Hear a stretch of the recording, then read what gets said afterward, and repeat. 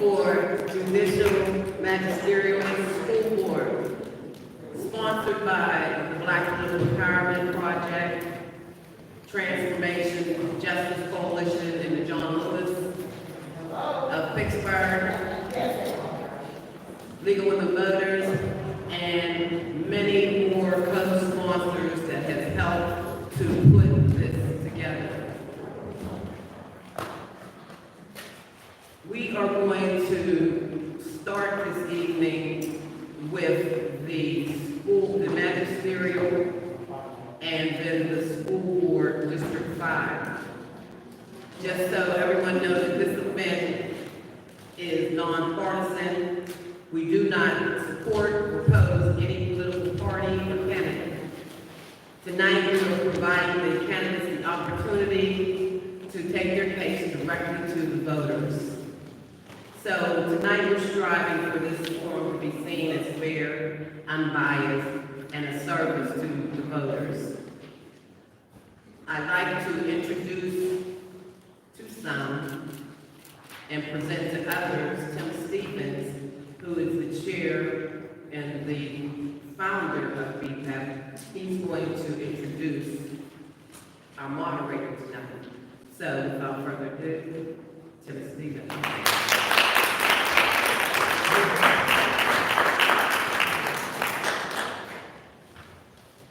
Good evening, everybody. And to those who are watching live stream, we're glad to have you with us. You don't need your mask at home. We hope you enjoy today's event and the information we'll be sharing with each other. The young lady who is facilitating tonight's conversation, moderating, we go back decades. When she worked with me at the NAACP office back in the early 70s, and she has become one of the most visible media people in our city, one of the most beloved, and she thought it was time to go. Her paid position is still be with us. But in her bio, says she's a local fixture in the Pittsburgh media, made history in January 2019. She became the first full-time African-American host, the host of the daily show on KDKA Radio, the nation's first radio station. The move came more than 40 years on KDKA TV, where Lynn held a variety of positions. She began her broadcast career as the producer of The Roy Fox Show. Well, that goes back a while. Those of you from Pittsburgh remember that, his show on the radio on KDKA back in 1976. A year later, she moved to TV, KDKA TV, where she held a variety of positions, including film producer, Evening Magazine, producer of a variety of other public affairs programming, including Weekend Magazine, Vibrations, that I had to be on a few times with you at least, and the station's annual Children's Hospital Television.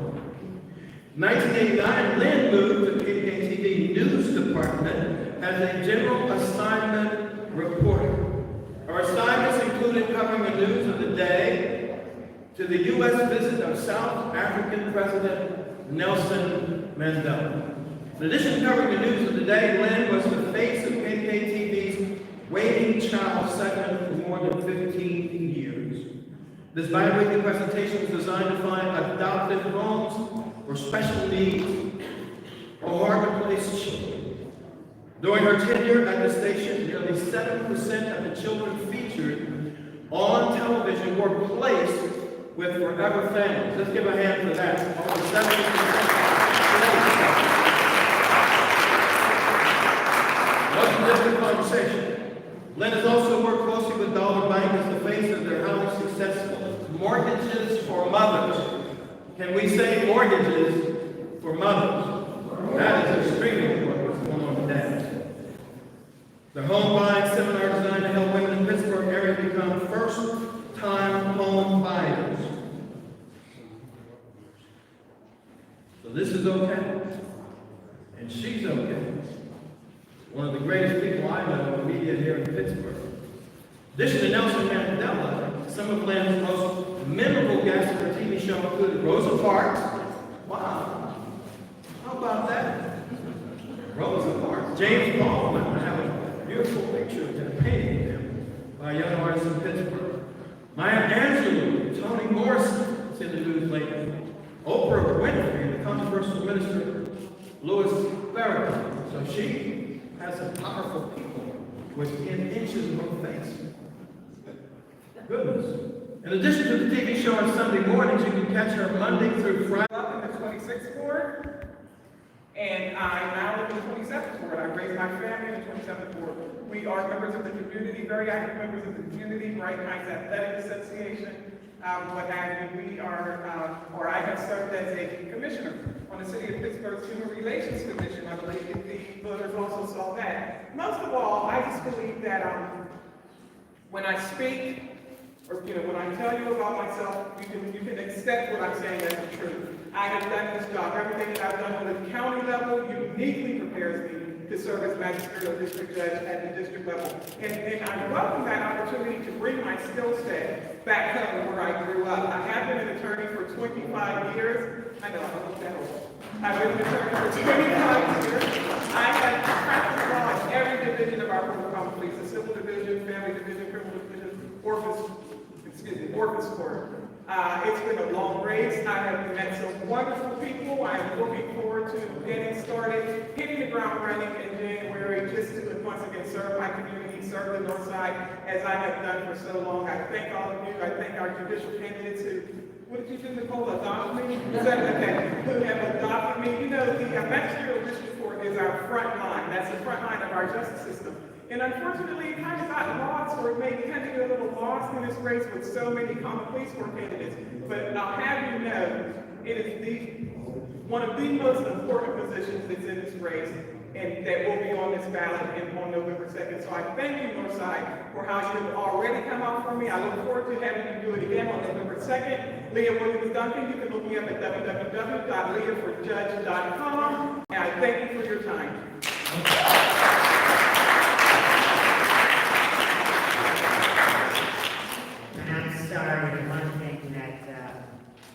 One thing that I should have mentioned is that as the candidates are speaking, we have timekeepers in the front. They've all been given specific times that they have to adhere to. The timekeepers will be counting them down. I am hopeful that all of the candidates will respect the timekeepers. Otherwise, I'll have to submit.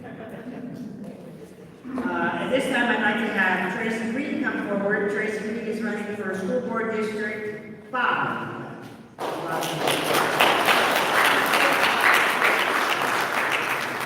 Thank you, and thanks for having us here tonight. My name is Tracy Reed. I am running as a Democratic candidate for School Board District 5.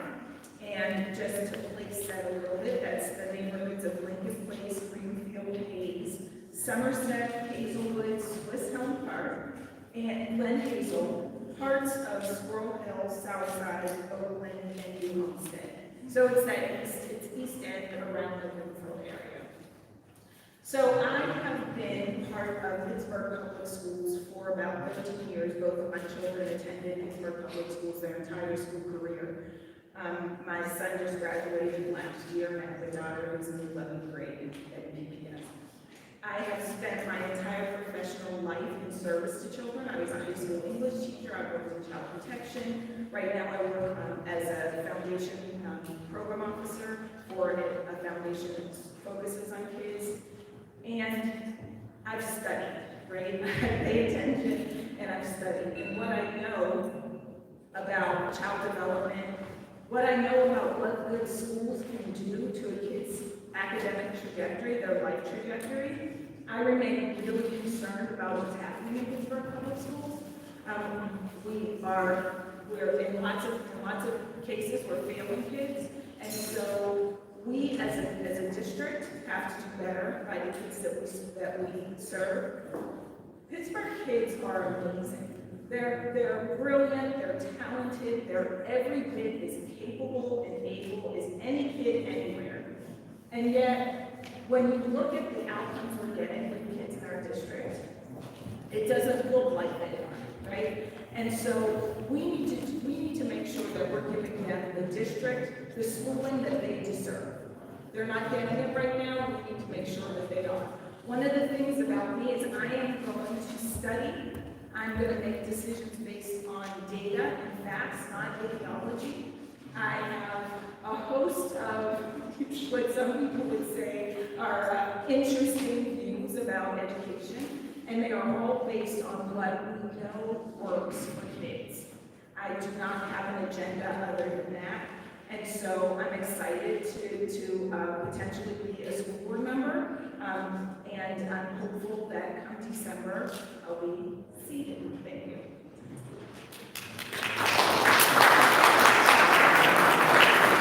Thank you very much. And again, I want to just remind you that all of the candidates are invited to participate tonight. What you will see here is a reflection of those who agreed and showed up. Thank you both very much.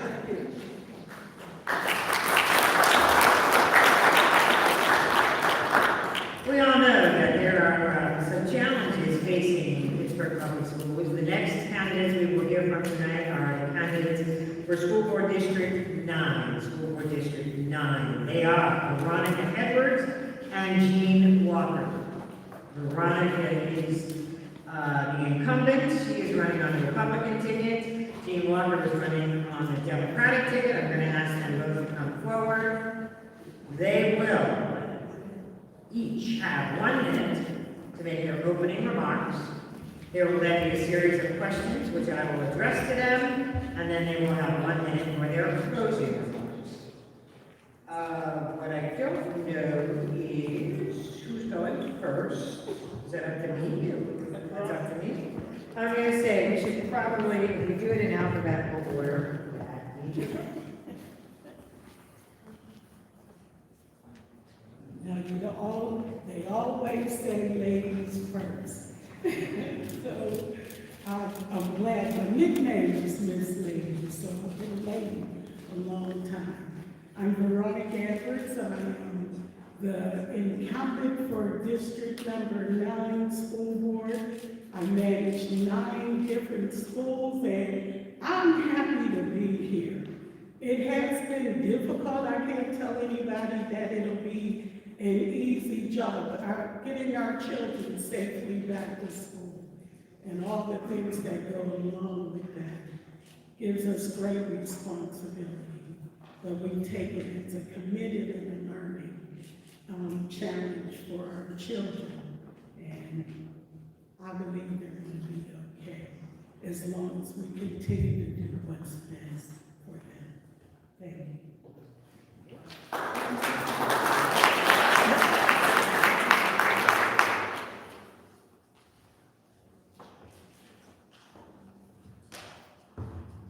Good evening, everyone. Thanks for being here tonight. It's actually nice to actually see people. We've been doing so many of these things virtually that to see people is exciting. So I'm Gene Walker. I am the Democratic nominee for School Board for Pittsburgh Public Schools, District 9.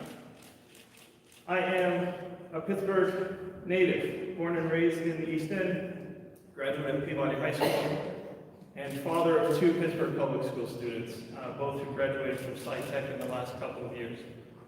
I ran for school board for lots of reasons, but mostly because I felt that it was important that if I was going to fight for change or want change, then I better step up and be the change that I expect people and myself to have. There's lots of things that are going on in our schools that need to be fixed, along with a lot of things that are going well. And it's going to take strong leadership, a strong focus, and someone with the guts to do what's right just because it's right. And so I'm that guy. So in 4 days, I hope you vote for Gene Walker for school board.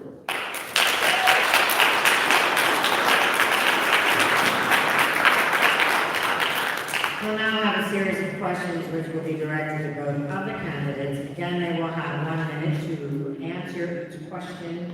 So we'll continue in the direction that we started. So Veronica will start with you this time. And certainly, we know there is an achievement gap within Pittsburgh Public Schools, a gap between Black students and white students. How do you propose to address that gap one step forward?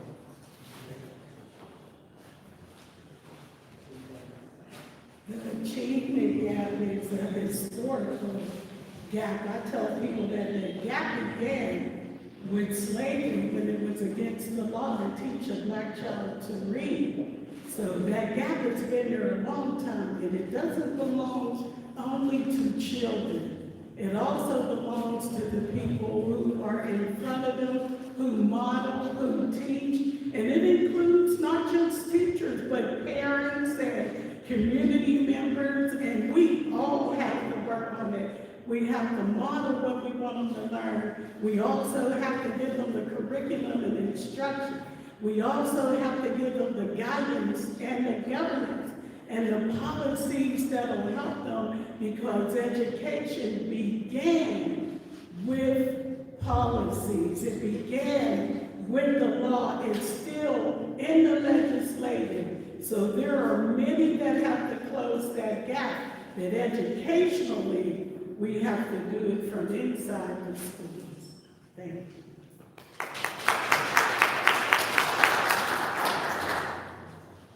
So the achievement gap is not something that we're going to solve overnight. Obviously, if we could have done that, we would have done it already. In Pittsburgh, though, it's going to start with making sure that we hire the right superintendent to run our district, who can set the vision for change, and make sure that we empower him or her to hire and retain the right people to continue that change. Secondly, we're going to have to empower our school-based staff, our teachers, our principals, and our school leaders, and make educating our students a priority. So often we, in our budgets, focus on so many other things: teachers' pensions, teachers' salaries, school buildings, but we forget that children that we're teaching are the audience.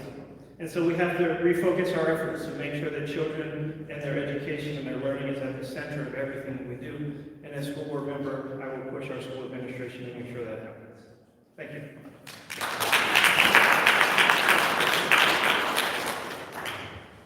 The idea of addressing the achievement gap is one thing. The realities are we have kids that can't get to school.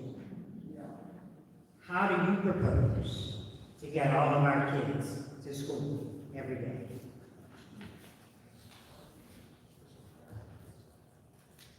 Thank you, Lynn. We actually got our board update today that told us that our children are all back to school. Of course, there are different modes of transportation. It is not all the school bus. But for myself, even though we have a budget crunch, what I would do is buy a passenger van for every school.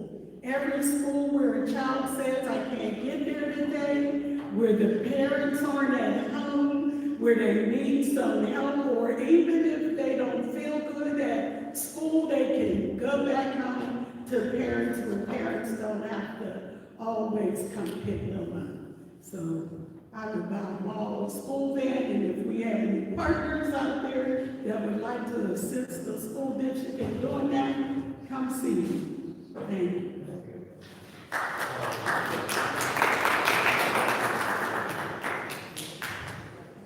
All right. So I'm stating the obvious, but in order to educate educate our kids, we have to get them into the buildings first and foremost. So that takes planning.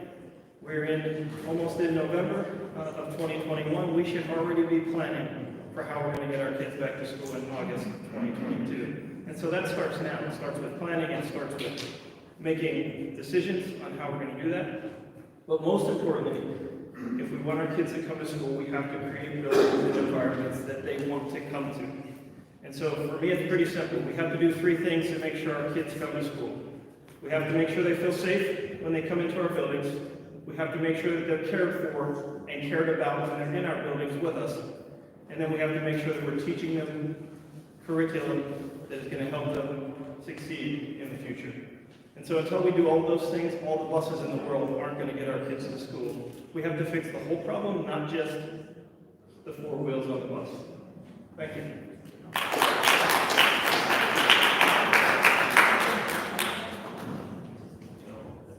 So we get the kids to school. What happens next? What is your position on the use of police in our Pittsburgh public schools?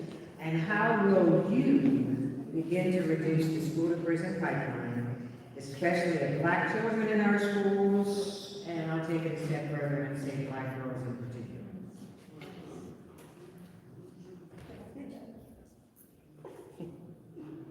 Your position on policing in schools? How do you plan to reduce the school-to-prison pipeline for Black children in general and Black girls in particular? Probably if I had the answer to all of those, I would do it anyway. I'm not against police. We have school security. We do not have police.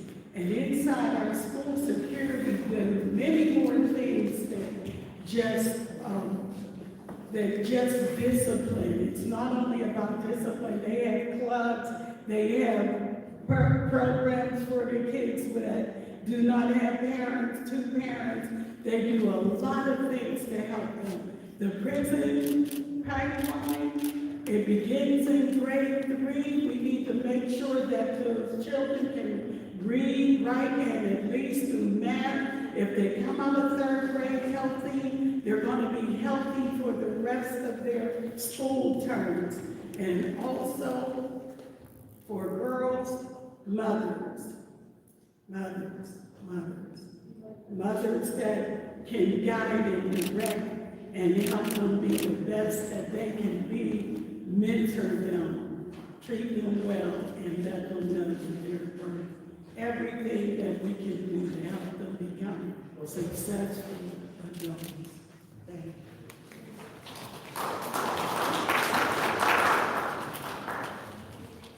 You got all the tough ones. So I think, it's obviously not an easy question or solution. But just like in my house, right, as I was raising my kids, it starts with making sure that we don't punish kids for being kids. Right? We have to let children make mistakes, learn from those mistakes without the risk of being arrested or prosecuted or taken out of school. So again, right, it comes back to those three tenets, right? Make sure our kids are safe, make sure they're cared for and cared about, and make sure that they're learning. If we can do those things, there won't be a need for police in our school, although there is a place to have security for our students in our schools. But again, we have to make sure that we're not punishing our kids for doing things that kids do. And when we have caring adults in that space that can understand our kids and know our kids and build relationships with our kids, then we can start dealing with the decisions that cause police to be called on our kids in the first place.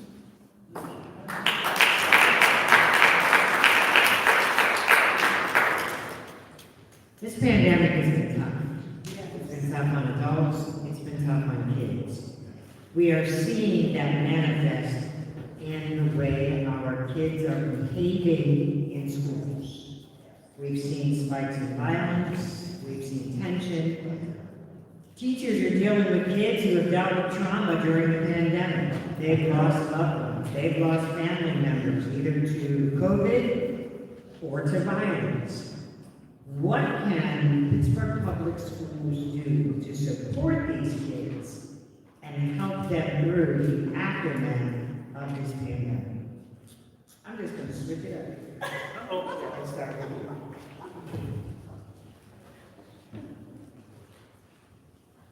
That was tricky. I like it. You know what? I think we're on the right track. Like, we've started the process of dealing with some of the trauma in our kids by making sure that our schools have social workers and counselors that are available to help them out. What we do have to do, though, is teach our young people that it's okay to express their feelings. It's okay to talk to an adult about things that are hurting them and things that they're struggling with, and make that normal. Make it normal for our kids, especially our Black boys, to be able to express what's happening in their lives. But then we also can't forget that our teachers have gone through the same trauma in lots of different ways. And so those same resources need to be available for our teachers, because if our teachers are hurt and broken, they can't help our children who are hurt and broken. And so again, we have to deal with the whole system. And so if that means partnering with the many health agencies and organizations we have in our city that have tens or hundreds and thousands of social workers and counselors, then we need to make those partnerships happen and happen today.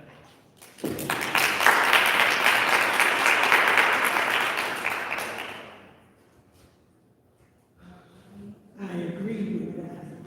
We do have our social and emotional component, but most of it is done through professional development. We brought in professionals who know about trauma, informed trauma, the stress of it all, the pandemic, all the rules and all the guidelines that go with those rules. The school district of Pittsburgh is an institution, so we must follow them. But we also must address the whole child. That child that may be hungry when they come to school, that child that may not be happy when they come to school, have gone through, we just had 6 children that we have to take care of also, so we have to address the whole child. And part of that is trauma, and we are doing just that. Thank you.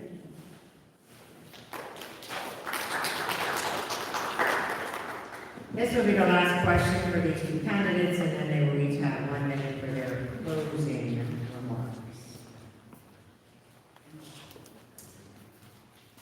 Again, we'll start with you. We'll go to Veronica, and then we'll come back for your 1 minute closing remark. Trying to decide what I want to do for the last question here, because we could go so many different directions.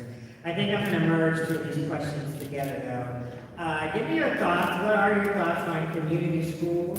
Is that a transition we need to reconsider going back to community schools? And as a part of that, our physical buildings are in bad shape. Our physical buildings need work to be safe. Where do we find the money to do that?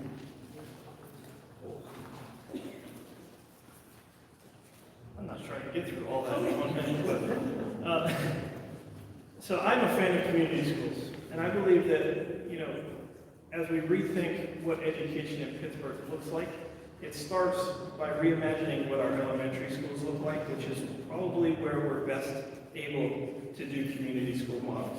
And so, if I was going to remake education in Pittsburgh, I would standardize the K-5 education around the city so that every community has the same offerings in their elementary schools as another, so that we're not forced to send our kids halfway across the city to get a good education. And then we can use those building codes for a total community school model. Onto the second part, where do we find the money to fix our buildings? I think we need to do an extensive audit of all of our buildings to make sure that as we're realigning our schools, closing schools, or opening new schools, that we're using the right facilities and not dumping money into schools that we're going to close in a year or 2 anyway. And so we need to look at it closely and then think strategically on how we do those things.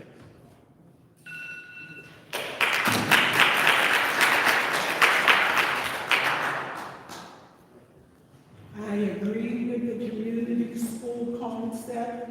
It allows us to bring in everything that parents need, that the staff needs, students need, We can put them all in one building. They can have a laundromat. They can have a room for parents to learn parenting skills. They can have community events. They can have wrestling. I do have Langley that is a community school, and they do have many services, so I agree with that concept. And I believe that to grow it would be the right thing to do. Now, where does the money come from? Pittsburgh, we're in good shape. We're not a bad shape city. We have foundations, we have city council, we have businesses, we have communities that help each other, and now we even have immigration, which is going to be a new level. So I say we all get together and help the Pittsburgh public schools. I did my best, so if Jean is next, then I'll help Jean too. But most of all, I help our city and our families. Thank you.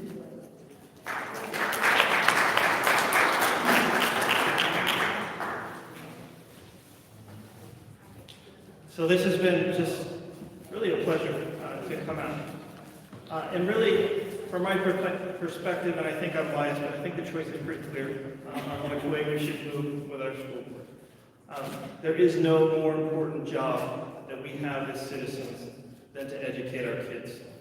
And while we do so many things right, there are so many things that we still need to do so much better. And so that's going to take someone with a bold vision, a leader who's willing to step out and do the hard work, make the right decision because it's the right decision, not because it's easy to do, to move our city forward, to move our school district forward.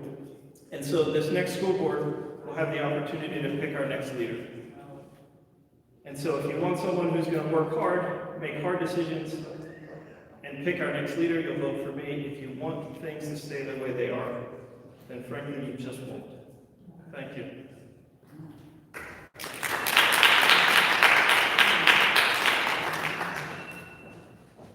I guess since I'm on the school board, I know what's already on the board. What we have on there is the highest level of commitment in the city of Pittsburgh. The school board is unpaid, uncompensated. We don't even get $3.45 from mileage. So I'm saying that you have a heart for children, you have to want to see them grow up great, and you have to do everything you can do to make sure that they are taken care of, whether it's from the home to the school, school to the home, the churches, everybody, get involved. Don't point fingers, and while you're at it, say, how can I help? And as a Pittsburgher for my entire life, I've actually spent 41 years with the district, from the bottom to the top. And I know that I have given out goodness, kindness, and a level of education that helps children grow. If you want to vote for me, thank you. Ladies and gentlemen, the candidates for School Board District 9, Veronica Edwards, Jean Walker, we thank you both for your insights and perspectives. Don't forget, Tuesday's election day. Thank you very much.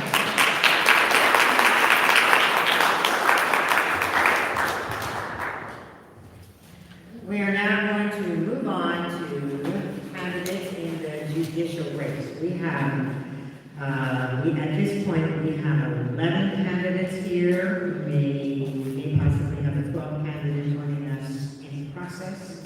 I will ask, as I call your name, if you will come up. We've got seats in the front, seats in the back. The guidelines are the same. You'll have a 1 minute, each candidate will have a 1 minute opening remark. Each candidate will have the opportunity to address each question, and then you'll have a closing remark as well. That too will be 1 minute. So introducing the candidates in alphabetical order. Bruce Beamer.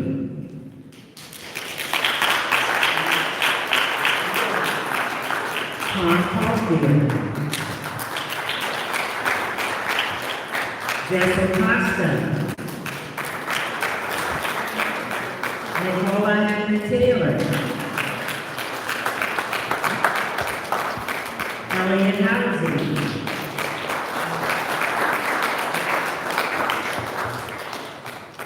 So Dan, I'm going to apologize. I should have gotten clarification on the pronunciation of your last name before I got to this point. I did not. So Dan, please help me. Smith. Connection. Connection. Dan Connection. Sabrina Corbell.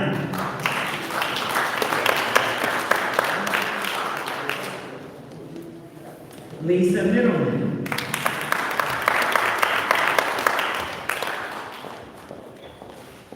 Photographer says I'm too short. Chuck Porter. Tiffany Sizemore. Chelsea Wagner.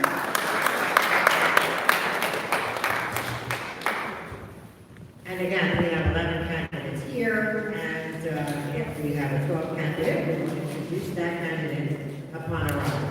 So again, the ground rules are pretty simple. You will each have 1 minute for your opening remarks. The timekeepers will make that very clear to you, and then we will begin a series of questions. Each candidate will be asked the same question. You will have 1 minute to respond, and if you would like to rebut anything that has been said, you will need to include that in your 1 minute. So we'll start with Bruce Beaver for your opening remarks.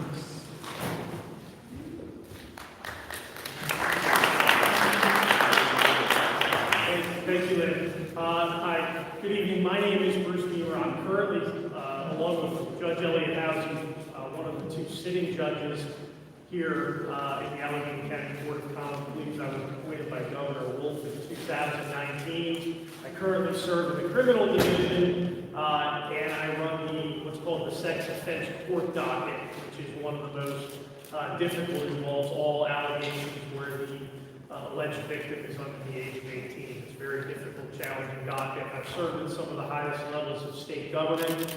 I served as our Attorney General prior to Josh Shapiro. I've served as Inspector General of Pennsylvania in Governor Wolf's cabinet. Highly recommended by the Bar Association. But one of the things I do want to say, I'm so proud to be one of the Democratic nominees and to have been working with a group of candidates that is so incredibly diverse and accomplished. Really is about going into and caring about all of our communities here in Allegheny County. It's the only way we can really, I believe, bring the sort of change we need to our courts. Thank you.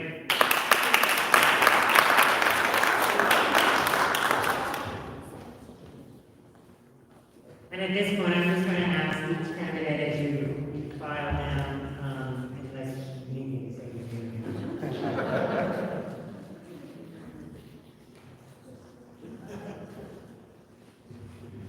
Well, thank you very much for the opportunity to be here tonight. My name is Tom Colville.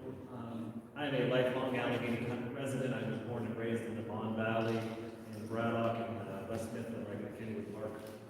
I was the first one in my family to graduate from college, and then I went on to law school at the University of Pittsburgh. When I graduated from there, I became an assistant public defender, a job that I loved and that I did for 19 years, rising to the level of deputy director. In 2010, I became magisterial district judge in the eastern suburbs of Allegheny County. In that capacity, I've heard tens of thousands, almost 30,000 cases in that time. Every area of the law that a common police court judge might have to deal with. And I believe that my background makes me very well suited for that. I'm highly recommended by the Bar Association, and I would like to echo what my good friend Bruce Beaver said. I'm honored to be one of the 10 amazing Democratic candidates. Thank you.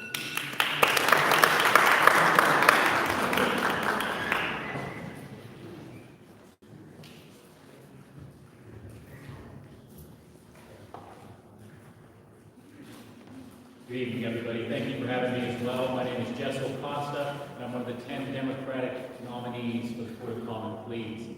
Through my legal career, I've served as a public defender. I've been a deputy attorney general where I handled crimes of sexual nature against children in about 27 counties here in western Pennsylvania. I now practice criminal defense in the private sector. All along those years, I've also worked as the voter protection coordinator for the Pennsylvania Democratic Party, working to ensure that everybody's voice is heard on election day. What is clear is that the background that I come here with is one of public service, and that's why I wanted to run for judge this year. We're turning over 25% of the bench, and with that means we are at a time for change.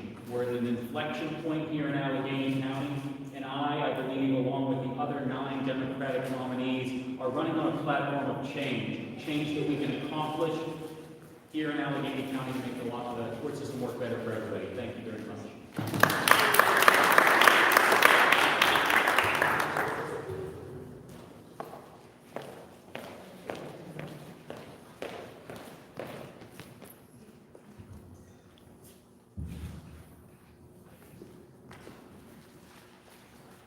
Good evening, everyone. Thank you, B-PEP and the League of Women Voters for doing this. My name is Nicola Taylor. I'm also one of the 10 Democratic nominees.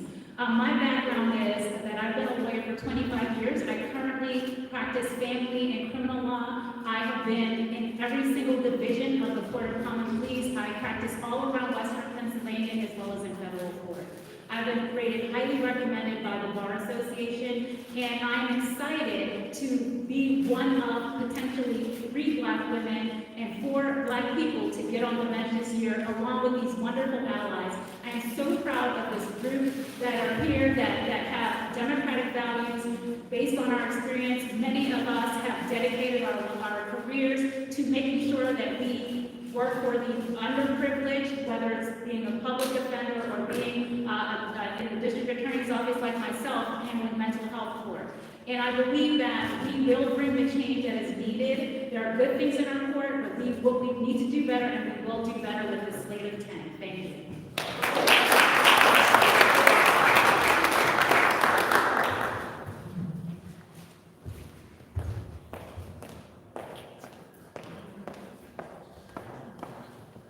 Good evening. My name is Elliot Halsey, and I'm currently serving as a judge in the Allegheny County Court of Common Pleas. I previously served as a judge in the Family Division, but I'm now in the Criminal Division, which is the busiest docket that we have in our court system.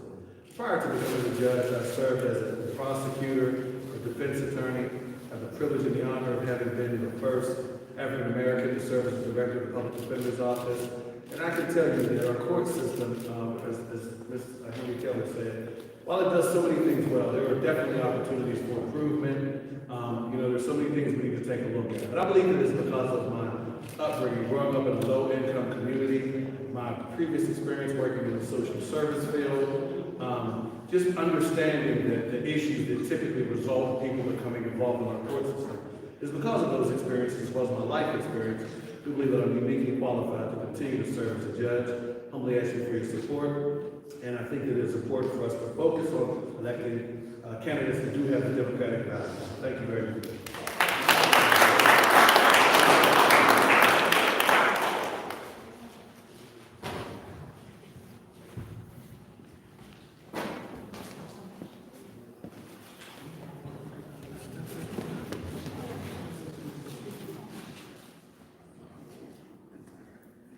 Good evening, everyone. Thank you for inviting me to speak to you here tonight. My name is Dan Konechka. Easy to spell, easy to pronounce. It's a tough one. Z, a C, I-E-K-O.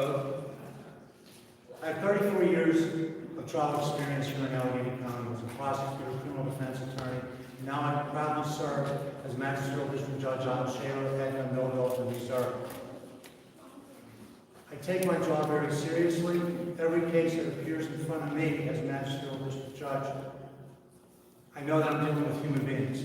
I know that any decision that I make is going to have some sort of effect on that individual. I like to be able to bring that type of demeanor, that type of consciousness as a Court of Common Pleas. So I would ask for your support on this upcoming Tuesday. Thank you.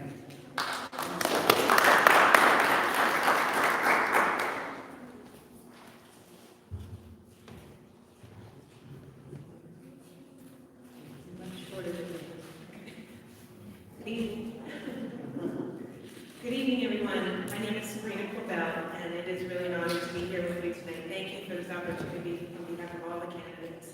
I am the legal director at the Women's Center in Shelter of Greater Pittsburgh. So for the last almost 20 years, I've provided free and holistic representation to survivors of domestic violence, primarily in the family division.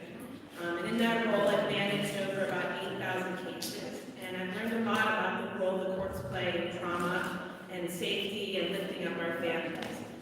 We have a lot of work to do, as you've heard other candidates say. We have to improve accessibility, we have to improve communication, we have to eliminate bias in our courts, and we have to really bring in the community members that are doing the work to make the changes we need to make our courts a better place.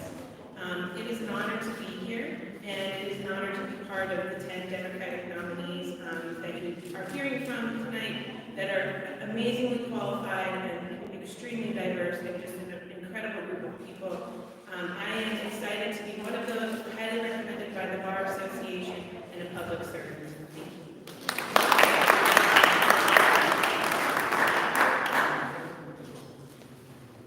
Good evening, everyone. My name is Lisa Middleton, and I am also one of the 10 Democratic nominees for the Court of Trauma Pleas. I started my legal career back in 1987, 34 years ago, as a law clerk in the Public Defender's Office. And I worked hard and I worked my way up to be the first woman in the homicide unit. So I try homicide and death penalty cases. And I've spent the last 34 years representing the forgotten people of Allegheny County. People who struggle with homelessness, joblessness, poverty, trauma, and addiction. We need to address those people, and we need to treat them with kindness and respect in order to fulfill our obligation as courts to create a safer environment for all of us. I'm also one of the original union organizers of the Lawyers at the Public Defender's Office. I'm a proud steel worker and currently work as the grievance officer where I represent employees in disciplinary actions. I think that we all of us on the Democratic slate understand that our responsibility is to address the impact that the courts have on families and communities. Thank you.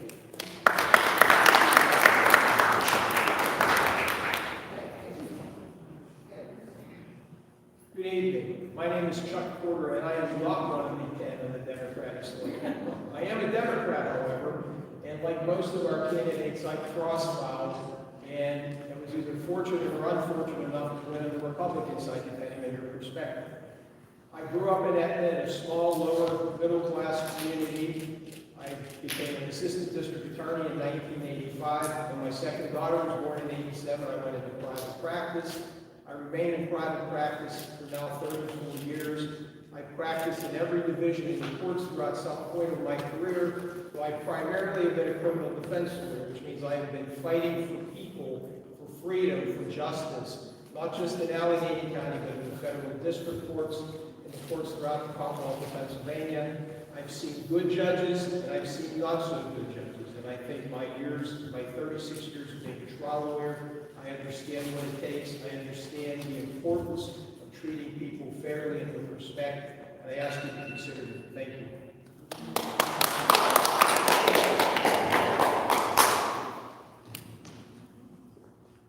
Good evening, everybody. My name is Tiffany Sizemore. I'm another of the 10 Democratic nominees for the Court of Common Pleas. I'm a 17-year litigator. Currently, I'm an associate principal professor at Duquesne University School of Law. I went there 6 years ago from the Public Defender's Office here in Allegheny County, where I headed up the juvenile division. I went there because I wanted to change the way that we represent children in our county. I represent children in delinquency court and children in school discipline and special education matters. I started a unique clinic for our county and for our region. Prior to being there, and prior to being at the Allegheny County Public Defender's Office here, I was a public defender in Washington, D.C. for 8 years, tried all sorts of cases, from minor to all the way up to first-degree murder cases. I'm a very experienced litigator, but I'm also someone who spends my time outside of court, working on policy, equity, and justice issues, both in the community and in our courthouses. And that's why I'm well positioned to be one of the judges that you elect on Tuesday. Thank you.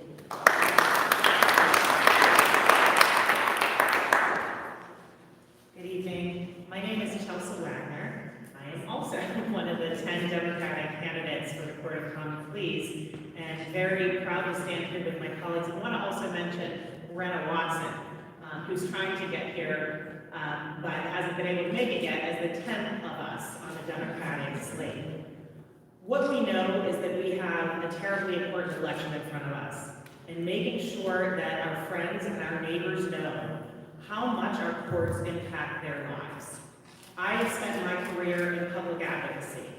I've served as the Allegheny County Controller, as a state representative, and I've been an attorney for 16 years.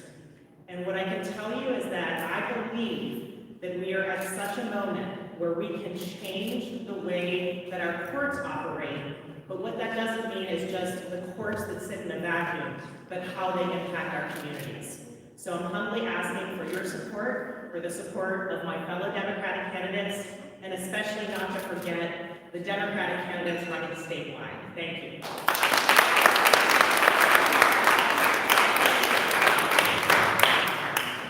You have now heard from the 11, sorry, let me get that thing back. You have now heard from the 11 candidates that are with us tonight. We are hopeful that Ms. Watson will be able to join us momentarily. The first question, however, and I'm thinking what we'll do is Tom will start with you and work our way through so that Bruce doesn't get to be first everyone. But the realities are there was a lot of attention in the past year given to the Allegheny County Courthouse. There were allegations of systemic racism within the Allegheny County Courthouse. While the verdict may still be out on that, there are now a lot of concerns with confidence and trust. How do you begin to repair those concerns?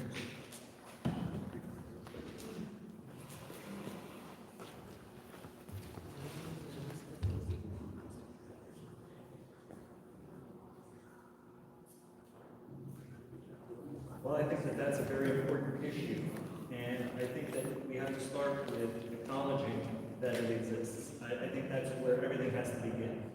And not only in the courthouse, not only in the justice system, but in a larger society. And we have to, as future jurists, hopefully all of us, get to the point where we are able to rebuild the trust that's so vital for the courts to function. Because if people don't have faith that their cases are going to be fairly and equitably heard, then the whole system breaks down. The whole system goes awry. So we have to start off with acknowledging that the problem exists, that it's larger than the system. We have to take the corrective action that we know we have to take, which is to really examine how we got to this position and what we need to do going forward. And there are numerous opportunities coming up. I'm part of a working group looking at ending racial disparities in the criminal justice system. We're going to be putting out a number of suggestions and solutions to those problems that I think we have.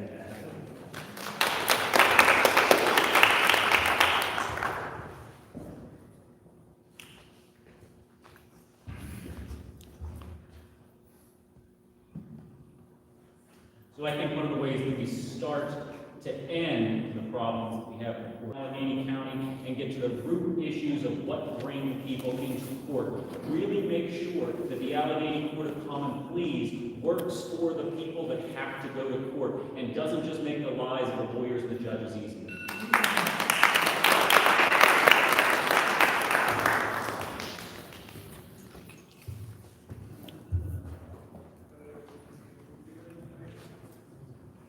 We need to be intentional. We can't just sit back and say that the system is broken and think that it's going to fix trauma informed. So we're intentionally looking at it, making sure that everyone, even the guard that has the people come through for security, they understand how to treat people with equity, the tip staff, and that we have representation, because representation matters. When people come to court, they need to see people who look like them. So if we're intentionally thinking about it, we are including representation, and we're thinking of best practices, we can do this better.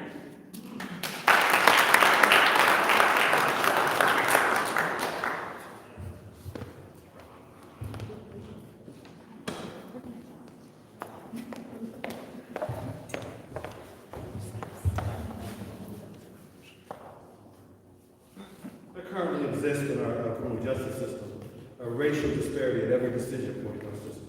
So when you think about the fact that an African-American male is 5 times more likely than a white male to be arrested, and an African-American woman is 10 times more likely to be arrested and end up in the court system than a white woman, and we have work to do. And that's not to say that it's simply because of the work that our judges are doing, but we do play a large role. When you talk about our sentencing patterns, when you talk about probation violations, we have to be very intentional and deliberate about the way in which we're dealing with people. When we talk about pretrial detention, an African-American male is 66% more likely to be detained pretrial with a monetary condition bail than a white person for the same offenses.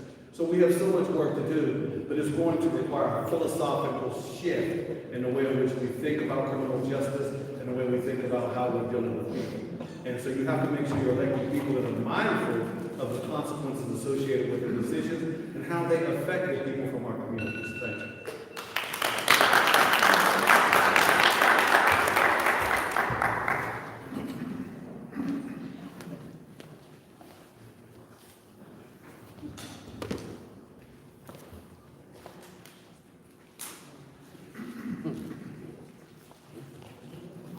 I'm proud, I feel very lucky that I'm a member of the Racial Equity Working Group here in Allegheny County that has been meeting since January of this year to identify racial disparity issues, but also coming up with solutions.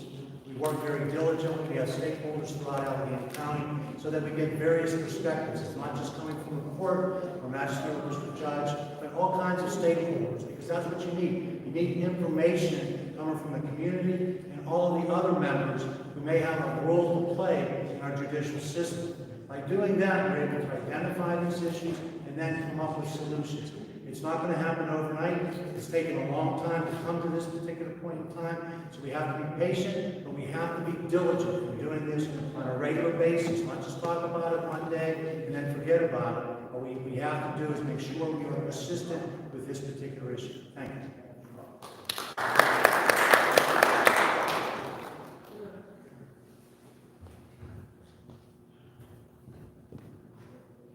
So first, we can elect judges that aren't racist. And after that,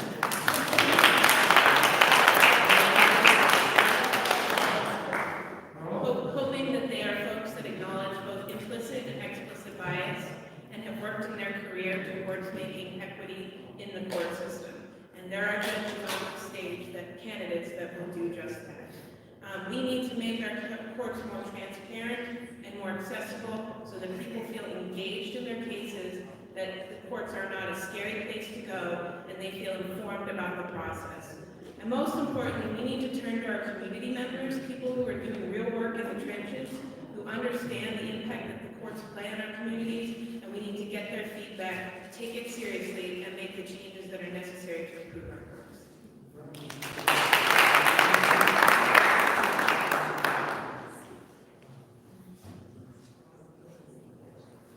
So I think you have to first acknowledge that the systems that operate in Allegheny County are rife with racism. They're rife with socioeconomic bias.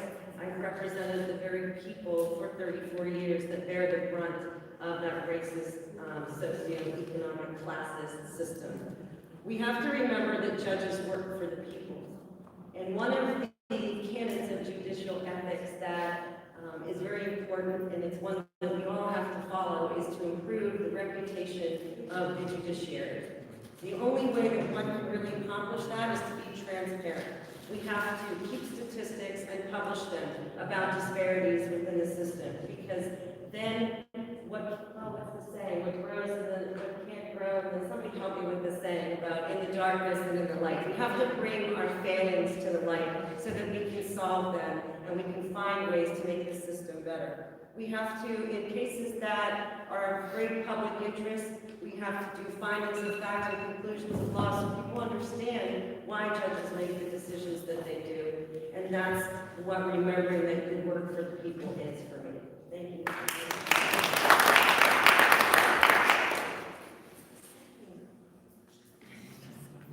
In 34 years of representing people, one of the things that has become readily apparent, and I think the biggest flaw we have in our system, is how we deal with probation.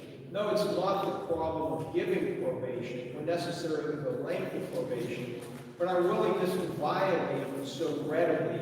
And I think, as I look at the judges in Allegheny County, one of the things I see is that the judges are not hands-on enough in terms of why they're violating people's probation. As a judge, I want to know, tell me why this person's probation is in question. What have they done? What can we do to help them succeed? Because ultimately, the goals of the system are to make sure that people don't come back. You know, one of the nice things for me running in this time, and I was told by Will Anderson, I was the first person running for judge who ever went up to Northview Heights. And talking to him and Marcus Reed, I learned that something I was really ignorant to, that when we go into courts, a lot of times the defendants are the only African Americans in the courtroom. We need to fix that, and we can do that through our hiring processes. Thank you.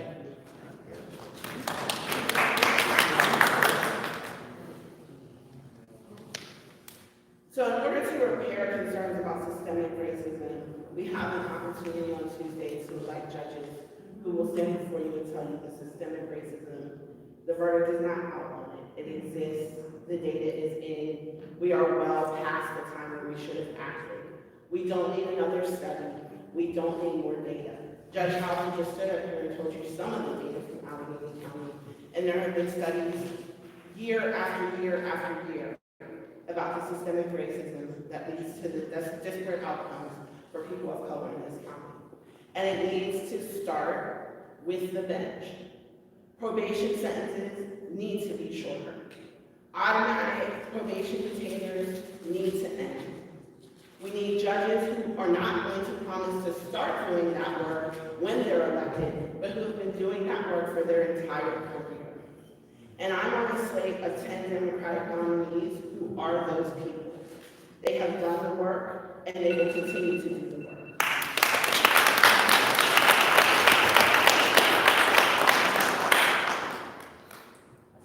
So when we look to the really gross disparities in our court system, in our government, I think first you have to look to candidates who will be elected as judges who are there to do something, not to be someone. And I look across my fellow nominees, and I believe we all stand for that. As somebody who has spent most of my career in government, trying to fight against and really reform some very deeply rooted systems and problems, I can tell you that it is hard work, it's tedious work, and that's the work that doesn't get the headlines. It is the hard work that goes on in the background. But I can assure you that the candidates that you see up here are committed to doing that work on day one, and not just sitting in their own courtroom, in their own chambers, but getting out and making sure that we're not just talking about this on the campaign trail, but we're working on it on day one. Thank you.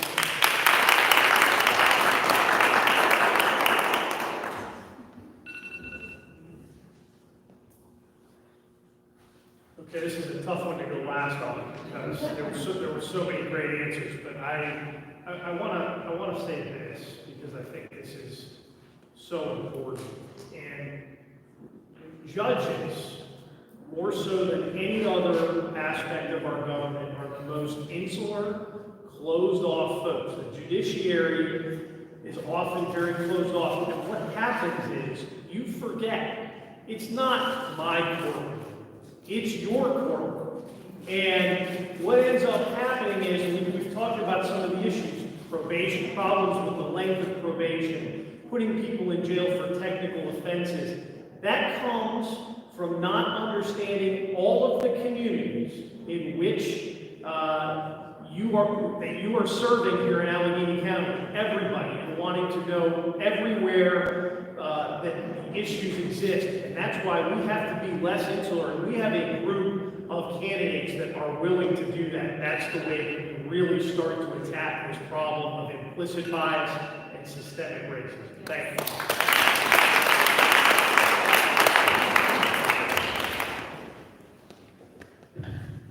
Continuing our rotation, Jess Acosta, you will address the next question first. In the last year, we've heard a lot about police reform. We've heard a lot about defunding the police. Many times, the very people that come into your potential courtrooms have their first interaction with police. What are your thoughts on what reforms need to happen within policing that would affect the outcome in court?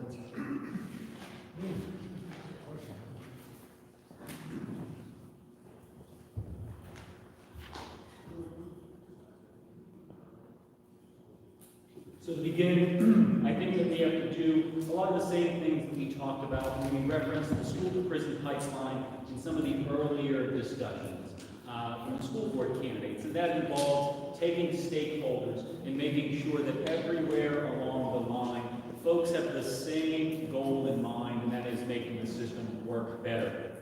Within the court system, what a judge can do to kind of make up for some of the front-end policing problems involves mostly the use of bail. There are still magisterial district justices across the county that are giving individuals a cash bail, which does little more than criminalize poverty, especially when you're utilizing them for non-violent offenses. And in these cases, it makes a bad police decision, it takes a bad police decision, it compounds it, it puts an individual in jail, and often causes them to lose housing, lose job security. These are the kind of ways that we can address the policing problems on the front end, but we need our stakeholders in law enforcement to do better.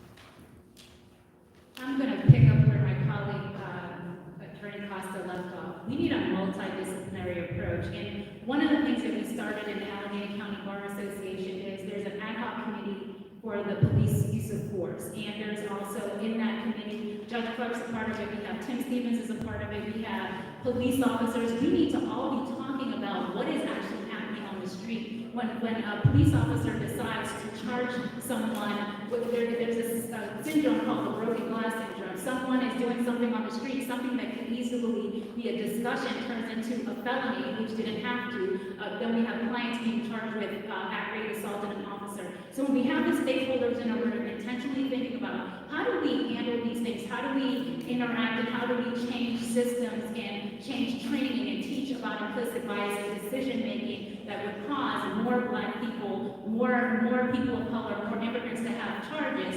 When we're thinking about it and trying to find best practices from other communities, we can help to solve the problem.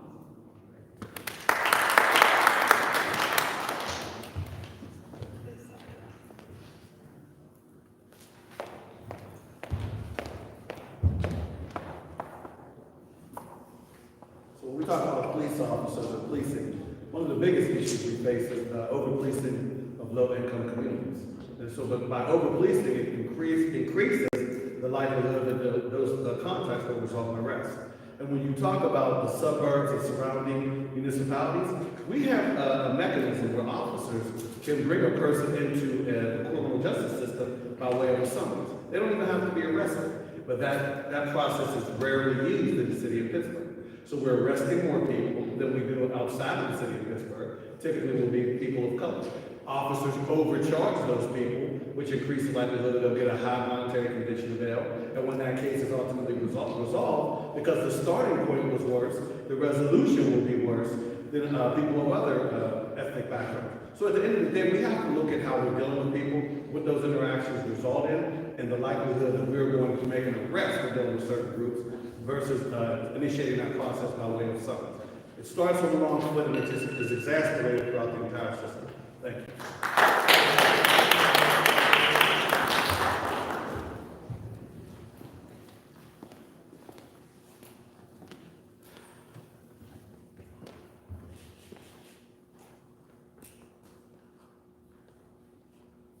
Well, as a judicial candidate or even as a judge, I don't know how much impact we can have on policing itself. But we can, in fact, set a tone in a courtroom that no one is above the law, that everyone is treated equal in that courtroom. So a judge has a lot of control of what goes on in that courtroom so that anyone who walks in there, They know that the scales of justice are equal. That's one of the problems that we've had over the years. It always seems that it is unequal. But that comes from a judge. A judge can set that tone.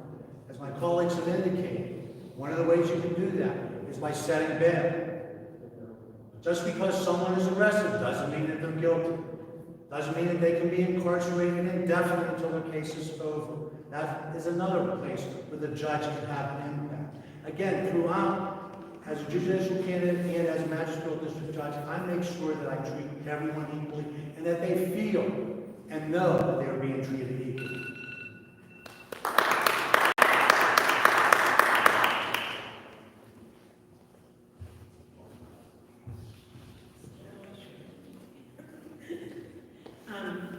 As an attorney who represents survivors of domestic violence and practices in a social service agency, I've learned so very much that a lot of these concerns are related to trauma and resources, and our police need help with dealing with that. And many municipalities, including the city of Pittsburgh, have recognized that as a need and are instituting social workers into the work that they do. So folks who need access to services because of mental health or addiction or domestic violence have a better route to that when a social worker also shows up on the scene. And that is the direction that we need to take: more access to resources and less punishment.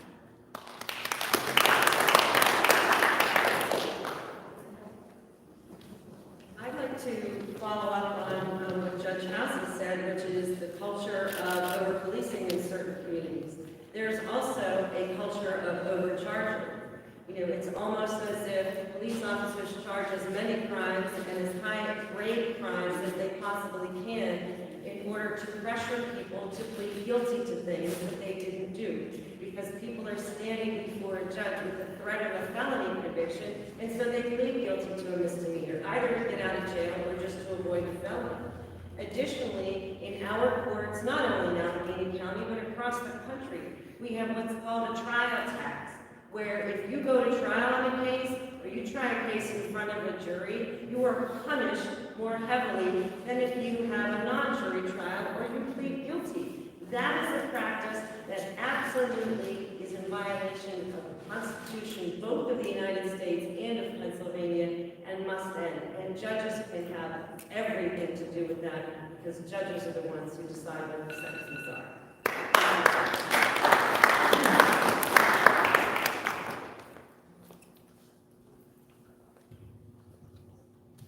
As an 18-year-old young man, I was stopped, cuffed, patted down, thrown in a police car, and taken to a jail cell because I had a car that had an expired inspection sticker because I did not have a registration card.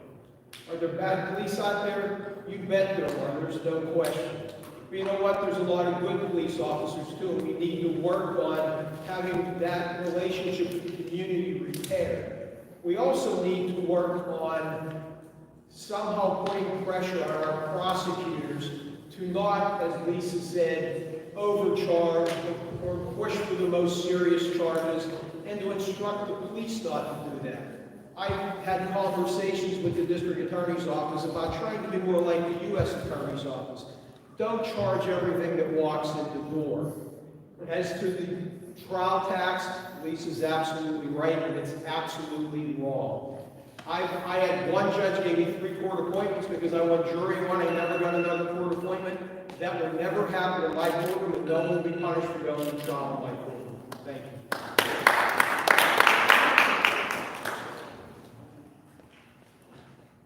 So I agree that to some extent, judges cannot control what decisions police make on the street, or even bad decisions by prosecutors to move forward with overcharging. But one true systemic issue that judges do have a lot of control over is the bias in terms of believing everything that police officers say when it comes to trial or when it comes to pretrial motions, instead of balancing the testimony, and instead of looking at whether a police officer, if presented with that evidence, may have a background of treating people unfairly or poorly in the community. Judges far too often make excuses or excuse away inconsistencies or incredibility in police testimony. That the determination about credibility is one that judges make every day in all sorts of hearings. And that's something that judges can do to push back, even though they may not be able to be there on the street to stop arrests or to control what charges stand for trial.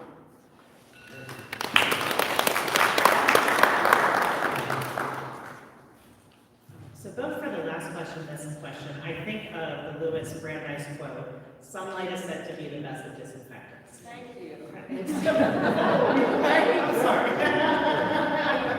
I thought you were on a different one. It's Pittsburghers, and we all know we're bad with quotes. So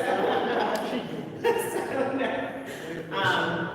But as controller, you can find this on my controller's website. We've looked at the fragmentation across Allegheny County. We have nearly 90 unique police departments, and there are drastically different standards across all of those. So in this area, statistics matter a heck of a lot, not just within the city of Pittsburgh, but in all of those different unique police departments throughout our county. Because we know when people end up in the county jail, they can't do anything if they're bringing them down there from one of the smaller districts throughout our county. I can tell you as judges, you have a lot of power. You have power when you speak up about these things and ask very simply for statistics to be kept, and I can bet you that the foundation community would be very, very interested in taking part. Thank you.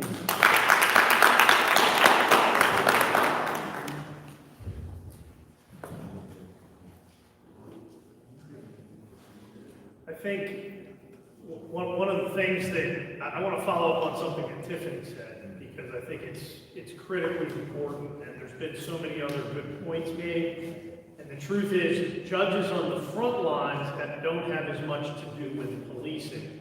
But what we do have to do is hold police accountable in our courtrooms. And what that means is you cannot be a judge who sits there and worries, what are the police going to think about this decision? Because nobody ever worries about how it's going to affect the person that's been charged or accused of a crime. So if the police have done something to violate someone's Fourth Amendment, Fifth Amendment, Sixth Amendment rights, then you have to have the courage as a judge to look the police in the face and say, you haven't done it the right way, and you have to be held accountable, and this evidence is out. And if you're not willing to do that, you can't help change the culture.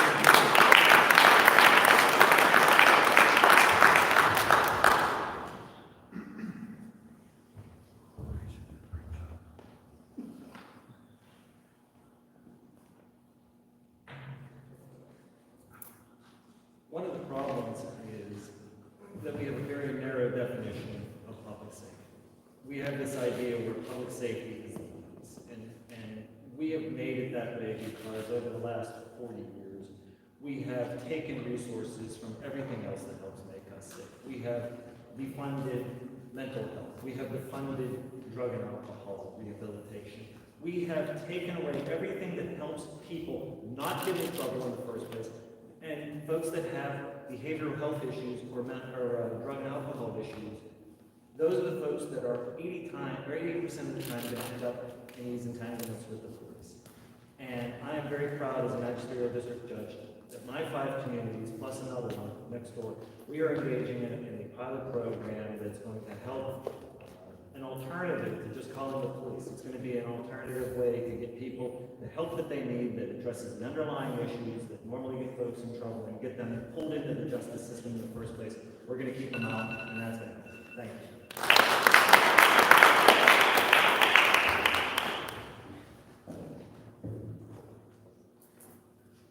So, staying with the reform idea, this past year we saw the closing of Schumann Center. We talked earlier when we spoke to the school board candidates about the school to prison pipeline. How do we reform a system that treats our children, our young people, who end up in that system for whatever reason, but still have the rest of their lives to look forward to? How do we design a system that works for them?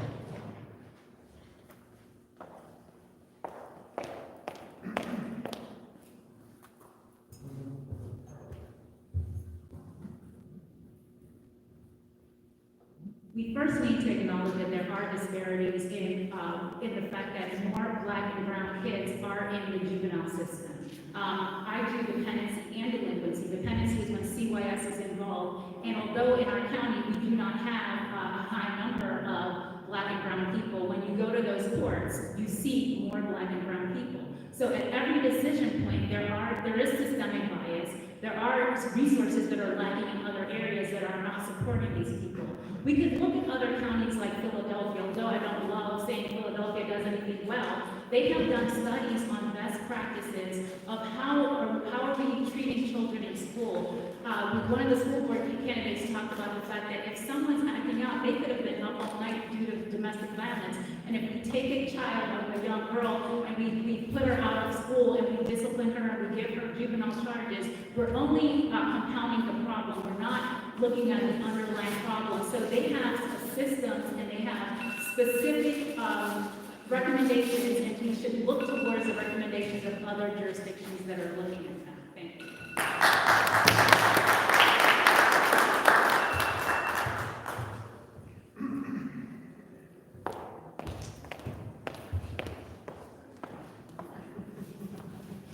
So I think it was well intentioned to put police officers in schools to address incidents, because we need to have our schools, they need to be safe, and our children need to be safe. But the problem associated with putting police officers in schools is that conduct associated with children being children is now criminalized. And that increases the likelihood that the child will end up in our juvenile justice system facing charges. So we need to first make sure that we are only filing charges on the most serious conduct. Okay, that's the first thing. The other thing we need to do is we need to then ensure that the children who are involved in our system, we take every effort to resolve those cases as quickly as possible. Because what ends up happening is those cases languish and they drag on forever, which then results in those children being removed from school. The longer they're removed from school, the more they fall back and behind, the less likely they are to get back into school, get into their grade, and finish their education. And that's what causes the school and prison pipeline. So we have to, one, divert, and we have to, two, allow children to be children and treat the most serious conduct as crimes and deal with the rest internally in school without the police and the criminal justice system.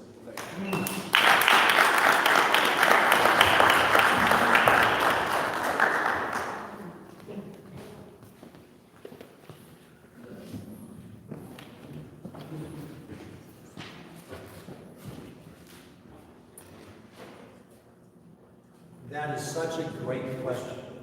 For over 30 years, I was dealing with adult offenders, both as a prosecutor and as a criminal defense attorney. When my predecessor, Bob Desvine, decided to retire, I jumped at the opportunity to become a magistrate district judge to try to have a positive impact on our children and our communities. It's been an eye-opening experience. These kids are not bad. There are mental health issues. There are drug issues, both in the family and with these children. We need social services to attack. Sad to say, but we do not have the arrows in our quiver in order to attack this issue. I've been dealing with it for 4 years, and I'm heartbroken.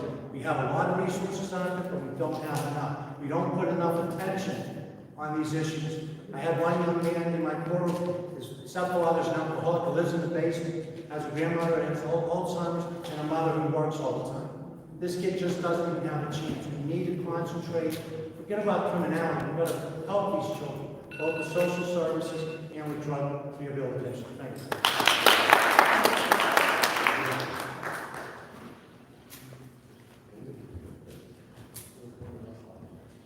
You heard Tiffany talk before about how we have the reports.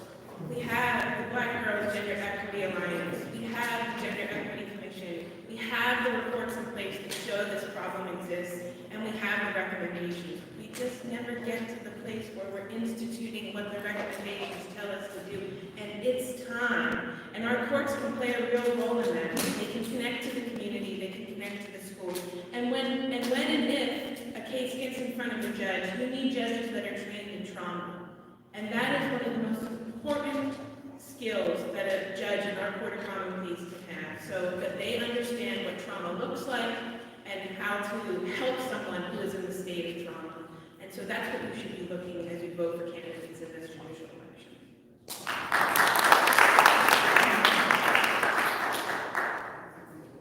So one of the things that I do in a death penalty case records of the individual that I'm representing. And frequently, that's Children and Youth Services records, and it's records involving delinquency and dependency.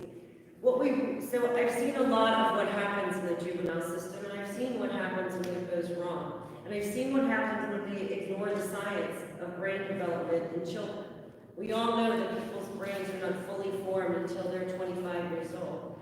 Judges can have a great deal of effect on helping legislators to craft legislation that would allow children to remain in treatment, not incarceration, treatment, until they are older than 21 years old. Additionally, we need to spend greater time worrying about what the causes are of the behavior that leads children into the courts, rather than simply punishing them for that behavior. And I agree wholeheartedly with Judge Halsey about treating children as children. Thank you.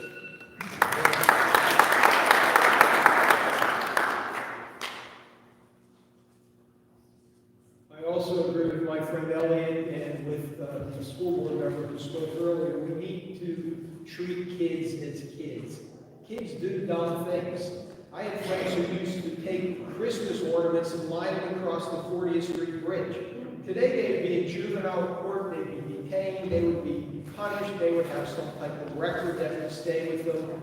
We have to be more discerning. We have to understand that kids do things that will bring them in front of the courts. And I think one of the things we can do and should do, we have two district judges here, Tom Colville and Dan Konechka. We need to use the district judges more to use kids or to deal with kids and help kids rather than putting them in the system. If we got to go to court, let's go to the district courts where we can help them at the local level. But we want to make sure that kids are kids.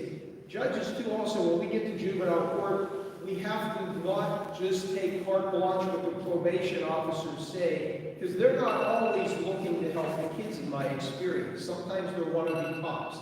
We have to be careful about that. Thank you.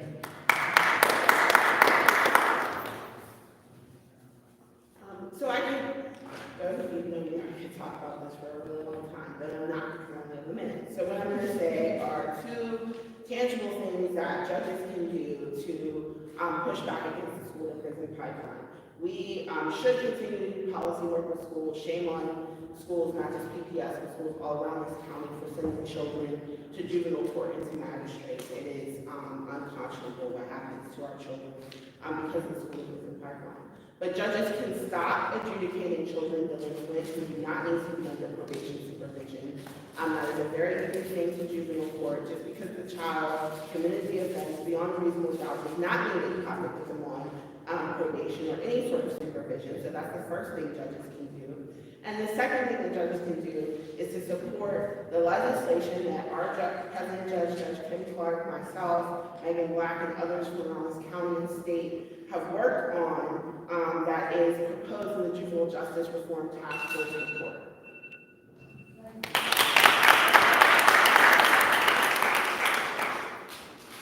I'd like to just take 5 minutes and Tiffany to keep talking.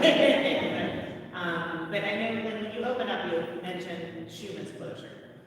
So let me add that just a bit to the conversation, because I think that's something that we all still need to be really vigilant and looking at what's happening to our youth who would otherwise be going to Schumann. There's a report from the Southern Poverty Law Center that shows that communities that do not have juvenile centers, more individuals end up in the jail. So that is something that deeply concerns me. But again, I think as judges, this is something that we can look out for as a policy matter and make sure that these are not just things that, in the instance of Schumann, it's closed and we move on. But we need to not just be pointing out what is wrong, but helping to find what is right.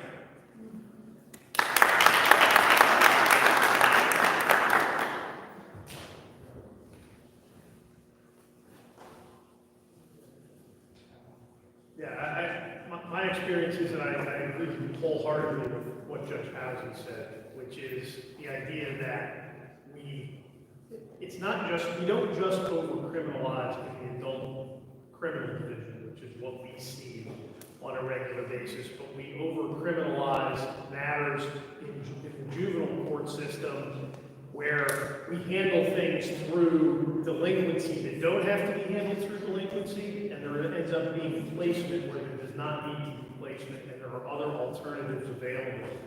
I think one of the things we have to also ask ourselves is, when we say, are we letting children be children, is that true in every community in Allegheny County in the same way? Is there a different way of letting children be children in one community versus the other? And that's something I think we have to be completely vigilant of if we're really going to help kids, because oftentimes when Judge Housey and I see them in adult criminal division, it is a much more difficult proposition, and we need to get that at the earliest possible time. Thank you.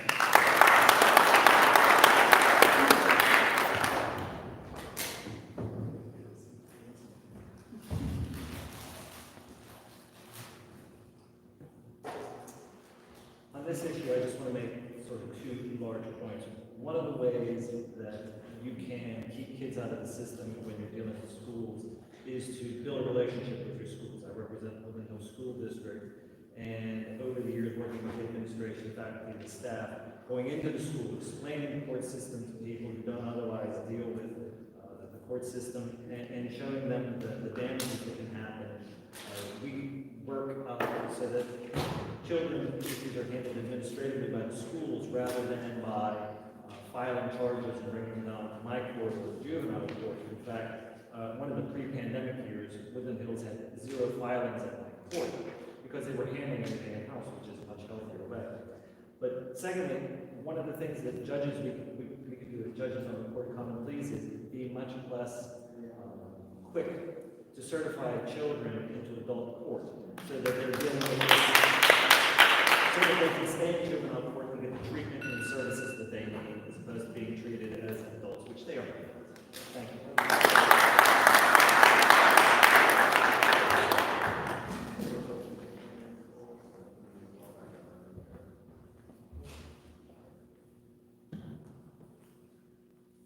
So I think there's a connection with all the problems we've been talking about tonight. And I think the connection, between these problems is this.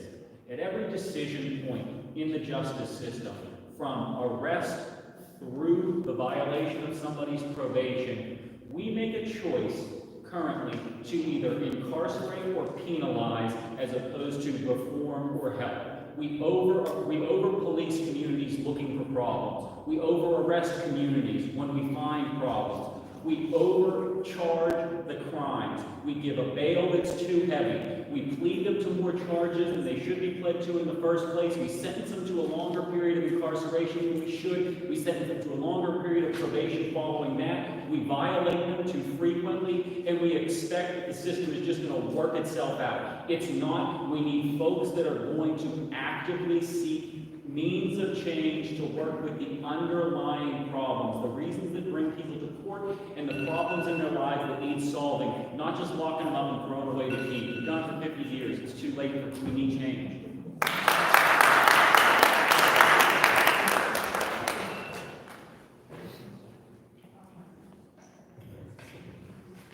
I think we'll probably have time for one last question from the candidates and then the closing comments. It seems to me that we can't have a conversation with judicial candidates without specifically addressing the issue of drugs in the community. I read a post, I hate to even say this, but I saw it on Twitter today. But D.L. Hughley said, we have cannabis dispensaries that look like spas. We should see a lot of people being released from jail. So I guess my question is, how do we begin to address the disparities that already exist in our community when it comes to drug sentencing, and how do we make it better going forward? And that would be a question for Judge Housey.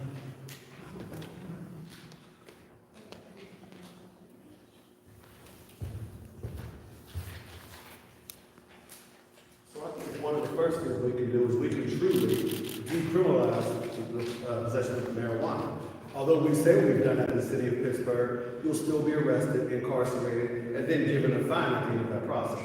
If you're going to receive a fine when that case is resolved, why not just write a ticket and issue a summary offense from the very beginning? Instead, officers would rather arrest, take you to jail, search you, and see if they can add additional charges, which does nothing but increase likelihood that black and brown people will be incarcerated, and it penalizes us for using controlled substances when the same groups of people in other communities are using controlled substances.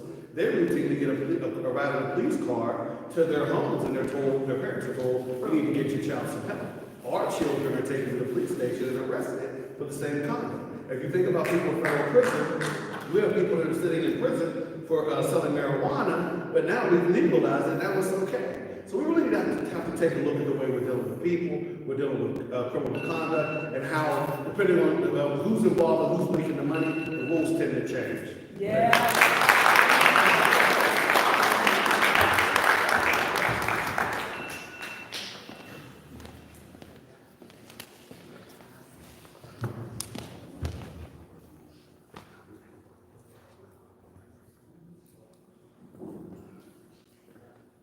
Well, as a trial litigator for the last 34 years, I was in the midst of a war on drugs. It's been a fiasco from the very beginning, a failure. We should learn from that failure. Drug addiction is not a crime. Drug addiction is a health issue. We should put more resources in our judicial system dealing with drug addiction for those who want to try to get help. For those who don't have the time, or they have the mindset to get help, point them in the right direction. As far as marijuana, again, that is something that has been legalized as medical marijuana. There's a number of states that have legalized marijuana. Again, that's something for our General Assembly here in the Commonwealth of Pennsylvania to handle. But as a judge, I handle those types of cases every time. And my courtroom has basically an issue that jaywalking. It is not that big of an issue. But again, we've got to look at drugs. Again, for those who need help, we have to make sure we give them the help that they need. Thank you.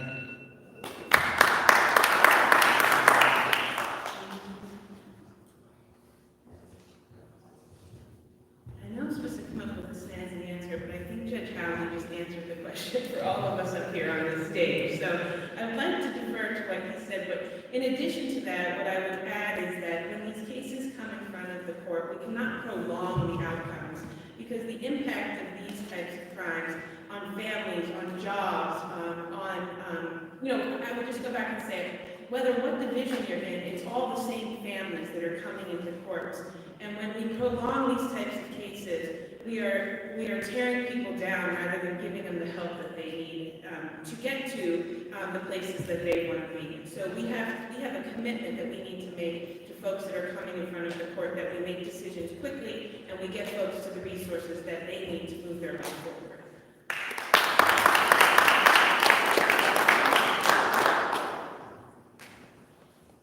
So it's difficult when you have all these folks answering the questions brilliantly, but I will say that it seems like a lot of the questions tonight have focused on issues of disparities in the legal system. Why? Because we've elected judges who either were biased or who are out of touch with the communities that they serve. And that's why I am so glad to be part of the slate of 10 Democratic judges. Because the people on the Democratic ticket who are running for judge, as Chelsea Wagner said, are not running to be a judge, they want to do the work. And I would ask you to look at the backgrounds of those people. They're not people who were lawyers to make money, they were people who were lawyers to serve. Public defenders, people who worked in the juvenile system, people who dedicated their lives to helping people that have been marginalized for their entire lives. When you elect judges who actually have a connection to communities, you get judges that will benefit communities, and disparities will continue.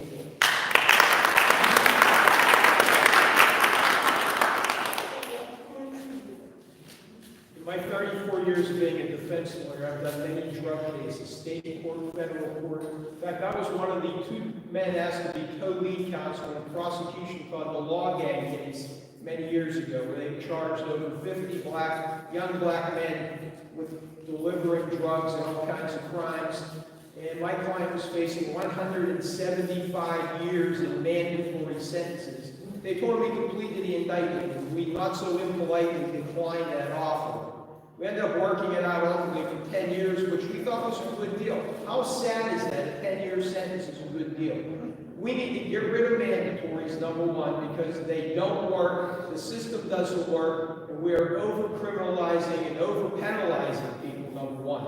Number two, the small amount cases, they happen in other communities too. I just had one in Hampton, one in Westview, one in Westmoreland County, where the cops filed that rather than just taking the kids and charging them with disorderly conduct. It's wrong, it needs to stop. Thank you.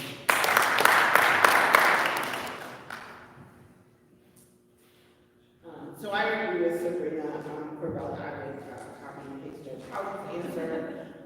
But specifically with regard to marijuana, obviously I think that the reason that we continue to see the disparate impact for the black community is because it becomes a pretext, as Judge House said, to search young black people, to bring them into custody, to question them about other things, and to generally rain terror on poor communities. And so I think that the way that judges respond to that is, again, by exercising their discretion to the greatest extent whenever possible to push back against that.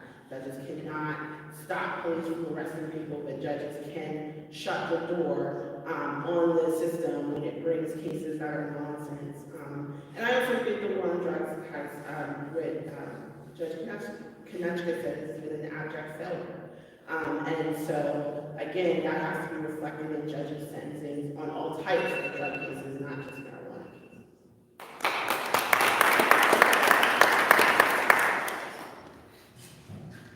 So let me answer this a little specifically to the legalization of marijuana. So as many of you know, I served in the Pennsylvania State House. I was a member of the Judiciary Committee. Fast forward to today, where we have different kinds of decriminalization of marijuana in our communities. We have medical marijuana statewide, possibly we'll see full legalization. And we also have what's commonly referred to as the clean slate law. But none of these are perfect. All of these require a lot more work. And so from that same standpoint that I tried to emphasize before is that I really believe that the role of a judge is twofold. So for all of us to uphold the highest standards within his or her courtroom, but then secondly, to get out of that courtroom and be a leader in the system. And I can tell you as someone who was a member of the State Judiciary Committee for the State House, that hearing expertise among judges who will get out of the courtroom and go to Harrisburg and speak on this will make a difference. Thank you.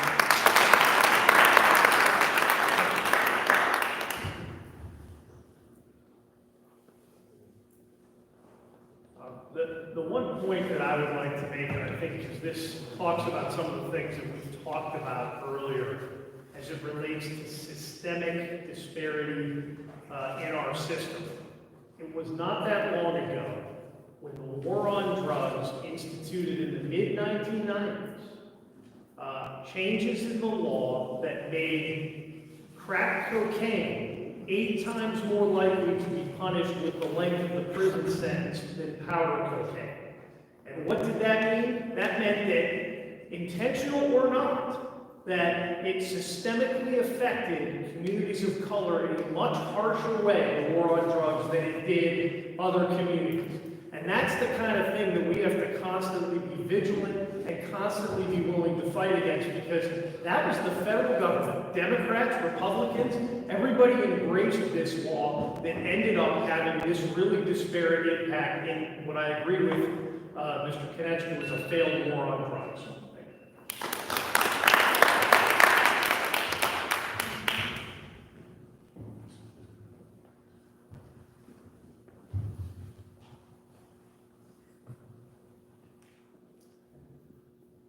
So when they started the war on drugs, and I was in high school, this was in the 80s, and I thought to myself, even as a teenager, I thought, this is the It is self-defeating because you cannot punish somebody into sobriety. You can't punish somebody into abstinence where it's going to take, where they're going to change their lives. And that's all that there was. There was always just the stick. You know, they would beat people into something.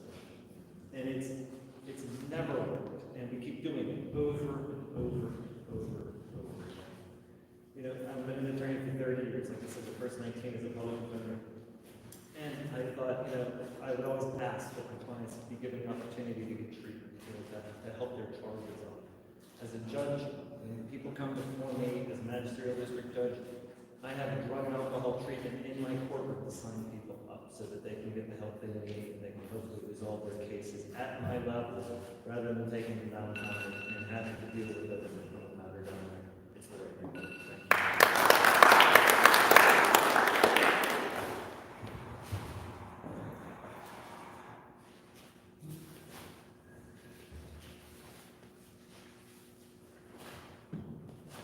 So, one of our good friends and colleagues, Veronica Watson, she tells a story that I really think gets to the heart of this issue. She tells a story about when she was on the Magisterial District Justice Court, and she had an individual, young white man, come in front of her with a large amount of marijuana. The prosecutors in that case offered this person a deal for a disorderly conduct citation and let him go along his way. A few months later, Judge Watson is encountered with a young African-American man in the same factual situation. The prosecutors didn't come up to her with a deal on that case. And so Judge Watson spoke to the prosecutors and said, the deal needs to be made the same way it was made for the white individual a few weeks ago. And that's what a judge can do in these types of situations. A judge holds people accountable. A judge stands as the shield, the protection of your individual rights from a whole system set up to take them away from you. That's why you need to vote for the 10 Democratic nominees, because that's central to their message.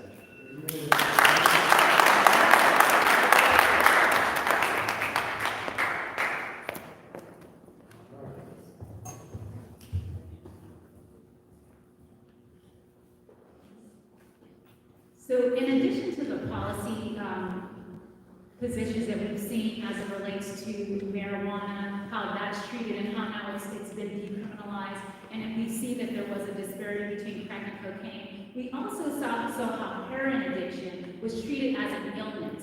And we have to understand that there's some racial undertones to that. A lot of the heroin addicts, I represent a lot of them in the rural counties of Western Pennsylvania, are white people. And we also see that many times there are people who are of color who may be dealing with cocaine and crack and other things may face harsher penalties. I think that it's been a great thing that we've talked about the criminal justice system, but we also have to understand, as Attorney Colville said, that these families don't change when we go to family division. Many people's children are taken from them. Black and brown babies are taken every day by CYS because they are facing these problems that are actually, they're problems that are cycling through these families. So we need to be thinking about this more holistically, not just thinking about criminal division, although I respect all the criminal practitioners. So we need to have a full solution. Thank you.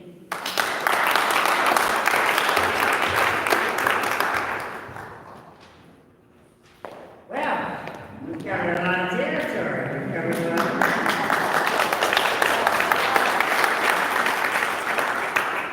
I think we've also been given much food for thought.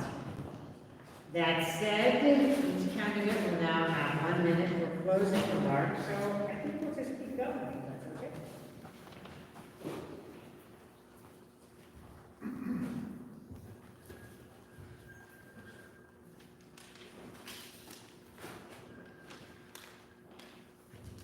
Well, thank you once again for inviting us to speak here tonight so you can learn a little bit more about the Court of Common Pleas. It hasn't come across, I have a passion for what I currently do in serving Shayla and Millville, Missouri as a magisterial district judge, because I truly am a servant of my community. I want to be able to bring that to the Court of Common Pleas, that same type of demeanor, that same type of desire to make sure that everyone is treated equally in each and every courtroom here in Allegheny County and throughout the Commonwealth of Pennsylvania.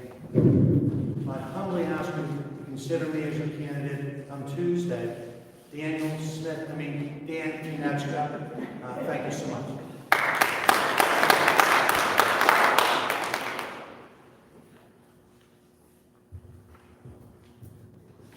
So with this election, we're at a moment in time where we are going to make an absolute change to our court system. And we can't do that with one candidate up here or 2 candidates. We have a chance that with 10 candidates who have a core message of public service, of commitment to understanding trauma, of equity and equitable distribution of justice, that change can be made. We've heard a lot of information from the candidates tonight that speak to that message, so I appreciate the time that we can talk about these issues holistically, and you can learn more about what's important on this ballot. My name is Sabrina Colville, and I'm one of the candidates for Porter Common Pleas.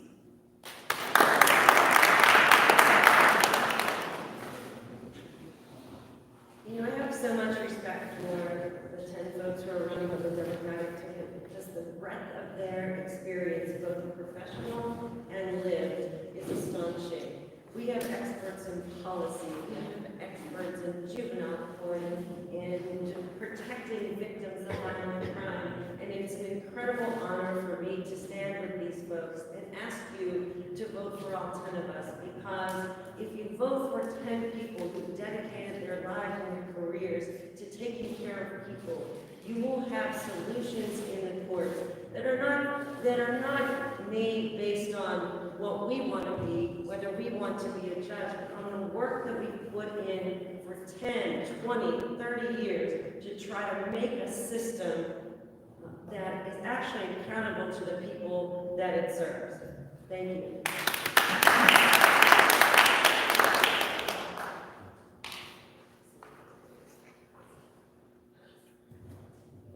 I need to respectfully disagree with my colleagues in one respect. You don't need to vote for people because they're part of a slate or because they're the Democratic nominees. Myself, Dan Kinechka, we're Democrats as well. I've been a defense lawyer for 34 years. There's only one person in this group who's fought for people as long as I have, and that's Lisa Middleton. You talk about fighting for justice. I'm doing that every single day of my practice. I fight with prosecutors in state court, I fight with them in federal court. I represent people who are poor, I represent people who are rich, I represent people who are black, who are white, who are male, who are female. None of that matters. What matters is I fight for their cause, I fight for justice. As a judge, you want to have someone who's going to treat the people in their courtroom with respect, with dignity, as if it was one of your family members. I've had family members prosecuted, ladies and gentlemen, and I would treat people as if I would want my family treated. Thank you. It's an honor to be one of the 10 Democratic Common Pleas candidates, and my ask tonight is that you vote for all 10 of us on Tuesday. For the last 6 months, since the primary is over, I've spent more time with the other 9 people on the slate than my family, partners, some others who I love dearly, and I'm sure they feel the same way. And I know that will translate to the work that needs to be done in this county to transform the way that our courts are accountable to the community. Yes, it's very important to be a great judge in your courtroom, but this system will not transform unless we get together as a block and bring some reform to Allegheny County. I'm asking you to vote for the other 9 people because those are people who I have worked with closely for the last 6 months and who I believe have the courage and the power and the voice to bring the change that we need and that our children need and that our grandchildren need. Thank you.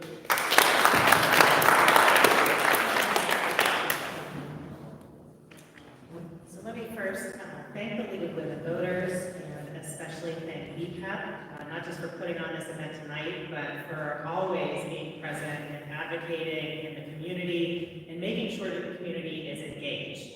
And especially Lynn Hayes Freeland, who I haven't seen personally before tonight, to say congratulations on your retirement.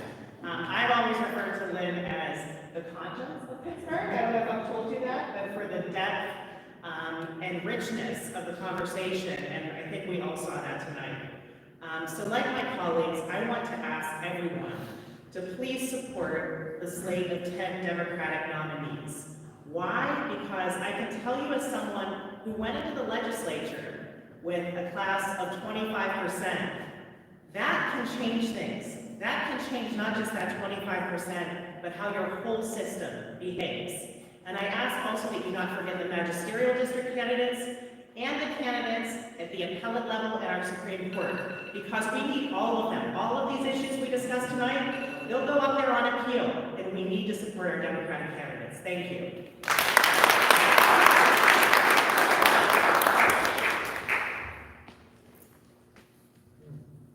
Wow, Tiffany Chelsea, I have to follow that.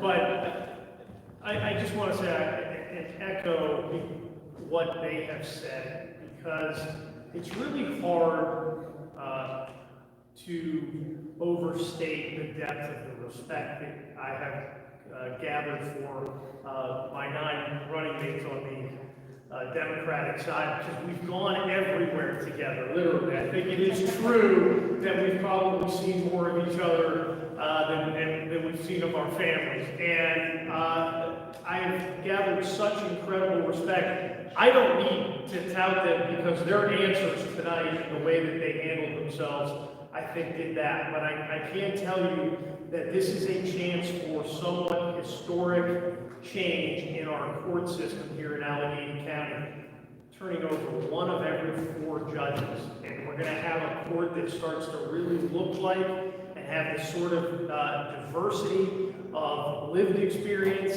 and from different communities. It's really important, so I hope you support us all. Thank you.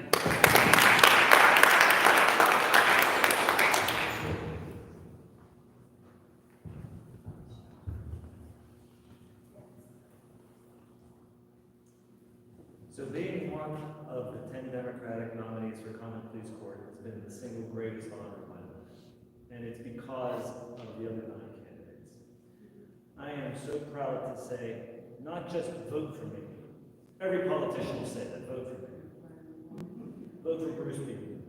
Vote for Judicial Costa. Vote for Nicola Taylor. Vote for Elliot Dodson. Vote for Sabrina Colville. Vote for Lisa Middleton. Vote for Tiffany Sizemore. Vote for Chelsea Wagner. I didn't forget. And vote for Ryan Watson. It has really been an incredible experience to be with this amazing group. And I have 15 seconds. And I just want to thank you for the opportunity to be here with them as we get 3 days out. We're all very tired. Thank you. Everybody have a great night. God bless you.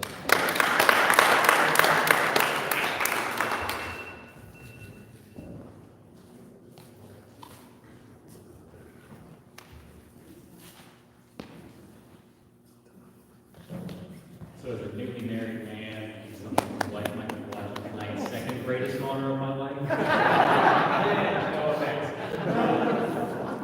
But I want to echo what everybody else, what most of the other candidates, have said. And let's vote for all 10 on the Democratic side. And it is important. And here's why it's important.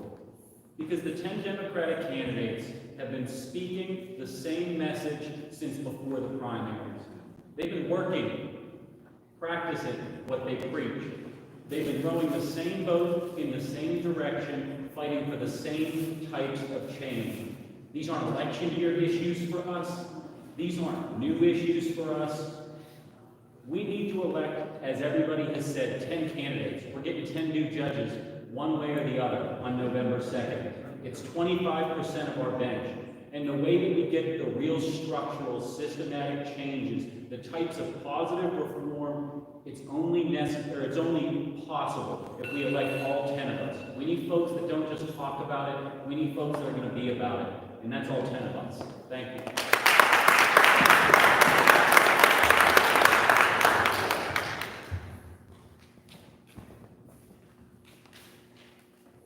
So, years of trial experience and being a good litigator, those are really good qualities. But we've seen that it doesn't always make a good judge. We could look back in recent history at a judge that was a great trial lawyer, and he did not have the proper temperament. He did not have the proper values, and he is no longer a judge, and that opened up one of these seats. What I will tell you about these 10 candidates is that they are servant leaders. They will work hard, they will think about your family, they will think about values of dignity, respect, making sure that everybody is treated properly in the courtroom, and that they will adhere to the law. And I am extremely proud to be a part of the 10 Democratic nominees, and I would implore you, and I would ask you with very strong conviction that you vote for all 10 of us, because I'm very excited about what we can and will accomplish. Thank you.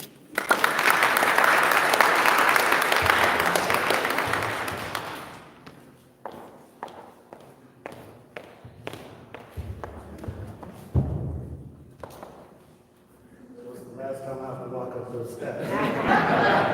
So I want to tell you this. When you talk about the fact that out-of-home placement for black and brown children is far more than 3 times the rate of other kids and other groups, that's the work of our judges.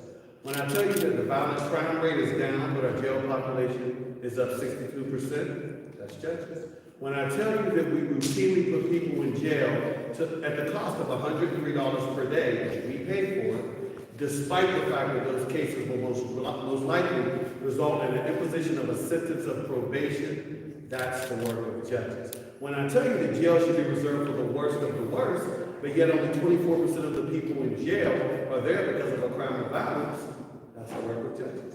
When I tell you that Pennsylvania, until approximately 3 years ago, led the entire world in the number of juveniles placed in prison serving a life sentence without the possibility of parole, that's the work of our judges. And with that in mind, I hope you'll keep that at the forefront of your decisions when you're voting, and please vote for the Democratic candidates. Thank you.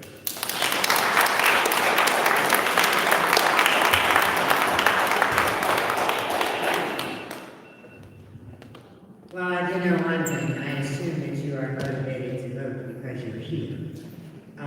But if you weren't motivated to vote before you got here today, I suspect that changed your mind. I see on the program the moderator's concluding remarks, as in me.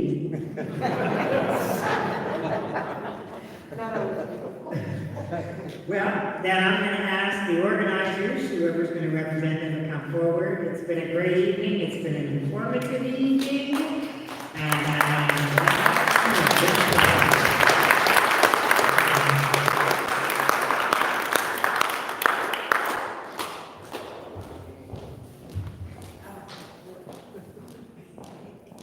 Now I know how y'all feel about But I want to thank each and every one of you for coming out tonight.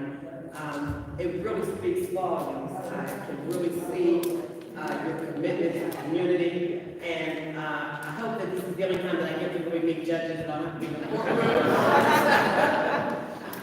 I really am blessed that I had this opportunity to have this forum. I'd like to also recognize some of the other sponsors that helped put forth this forum tonight, this discussion, because it was a discussion, it wasn't a debate, it was a discussion, it was an explanation on who they are and what they are and what they offer to the community. So, Pastor Dee Grover, would you please come to the stage?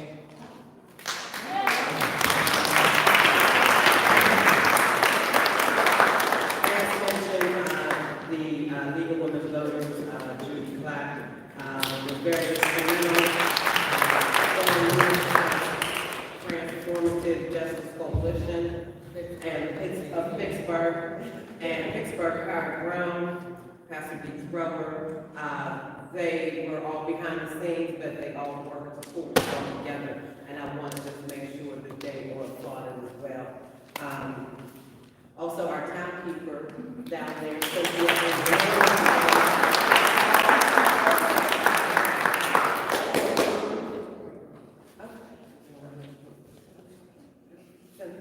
and all the other volunteers that came out to help, and also Will Anderson is also a part of B-PEP, but Will also assisted in getting each and every one of them out together. I just also want to mention that all candidates were notified, Republicans as well, and some of them did acknowledge that they were not able to make it. They did respond and say they were not able to make it due to other things they had lined up today. But I want to thank them for responding, and I definitely want to thank again each and every one of you all to come out. I'd like to also mention our co-sponsors who also helped with, thank you, advertising and putting out the word for tonight.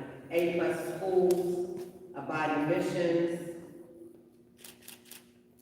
Association for the Study of African American Culture, Alliance for Police Accountability, Alpha Phi Alpha Fraternity, Black Voters Matter, CASA San Jose, Human Rights Coalition FEDA, Community Relations Council of the Jewish Federation of Greater Pittsburgh, Just Harvest, Knoxville Community Council, NAACP Pittsburgh Branch, 100 Black Men in Western Pennsylvania, Pittsburgh United, PUMP, South Pittsburgh Coalition for Peace, TMAG, Urban League of Greater Pittsburgh, Voter Empowerment Education Enrichment Movement, Western Power, Western Pennsylvania Black Local Assembly, Refocus Women. Thank you all.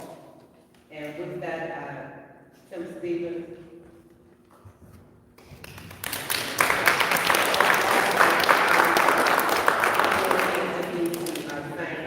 The national letter carriers for allowing us this opportunity to have a discussion here tonight. Thank you. I want to thank our civic engagement coordinator for B-PEP who does such a great job, Lorraine Cross. We never quit.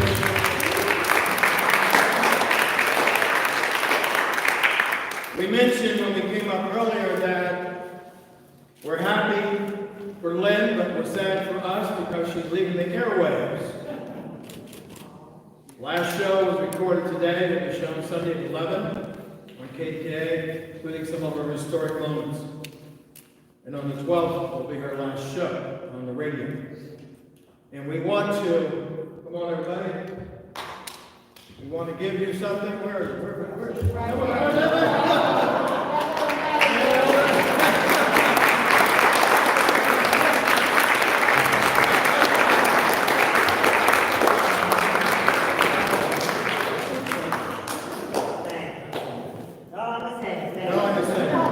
So listen, we want you to register for this. This takes many months to create the Corporate Equity and Inclusion Roundtable. We heard about justice, did we not, from our candidates and those who are sitting on the bench. This is another way of justice in terms of how Black people are employed from entry level to the C-suite, how Black entrepreneurs are supported. Corporate Equity and Inclusion Roundtable was born out of B-PEP's Coalition Against Violence, because we felt if employment is increased, if support for Black entrepreneurs is increased, the level of violence will decrease in our community. So we're asking for you to register. It's a great lineup. It's a powerful half a day from 8:30 to 1 at Duquesne University, opening at 8 a.m. with a COVID-friendly breakfast at Duquesne University, Parsons Ballroom. I think we should all give a hand to those two young folks. I don't know if I put a hand on that.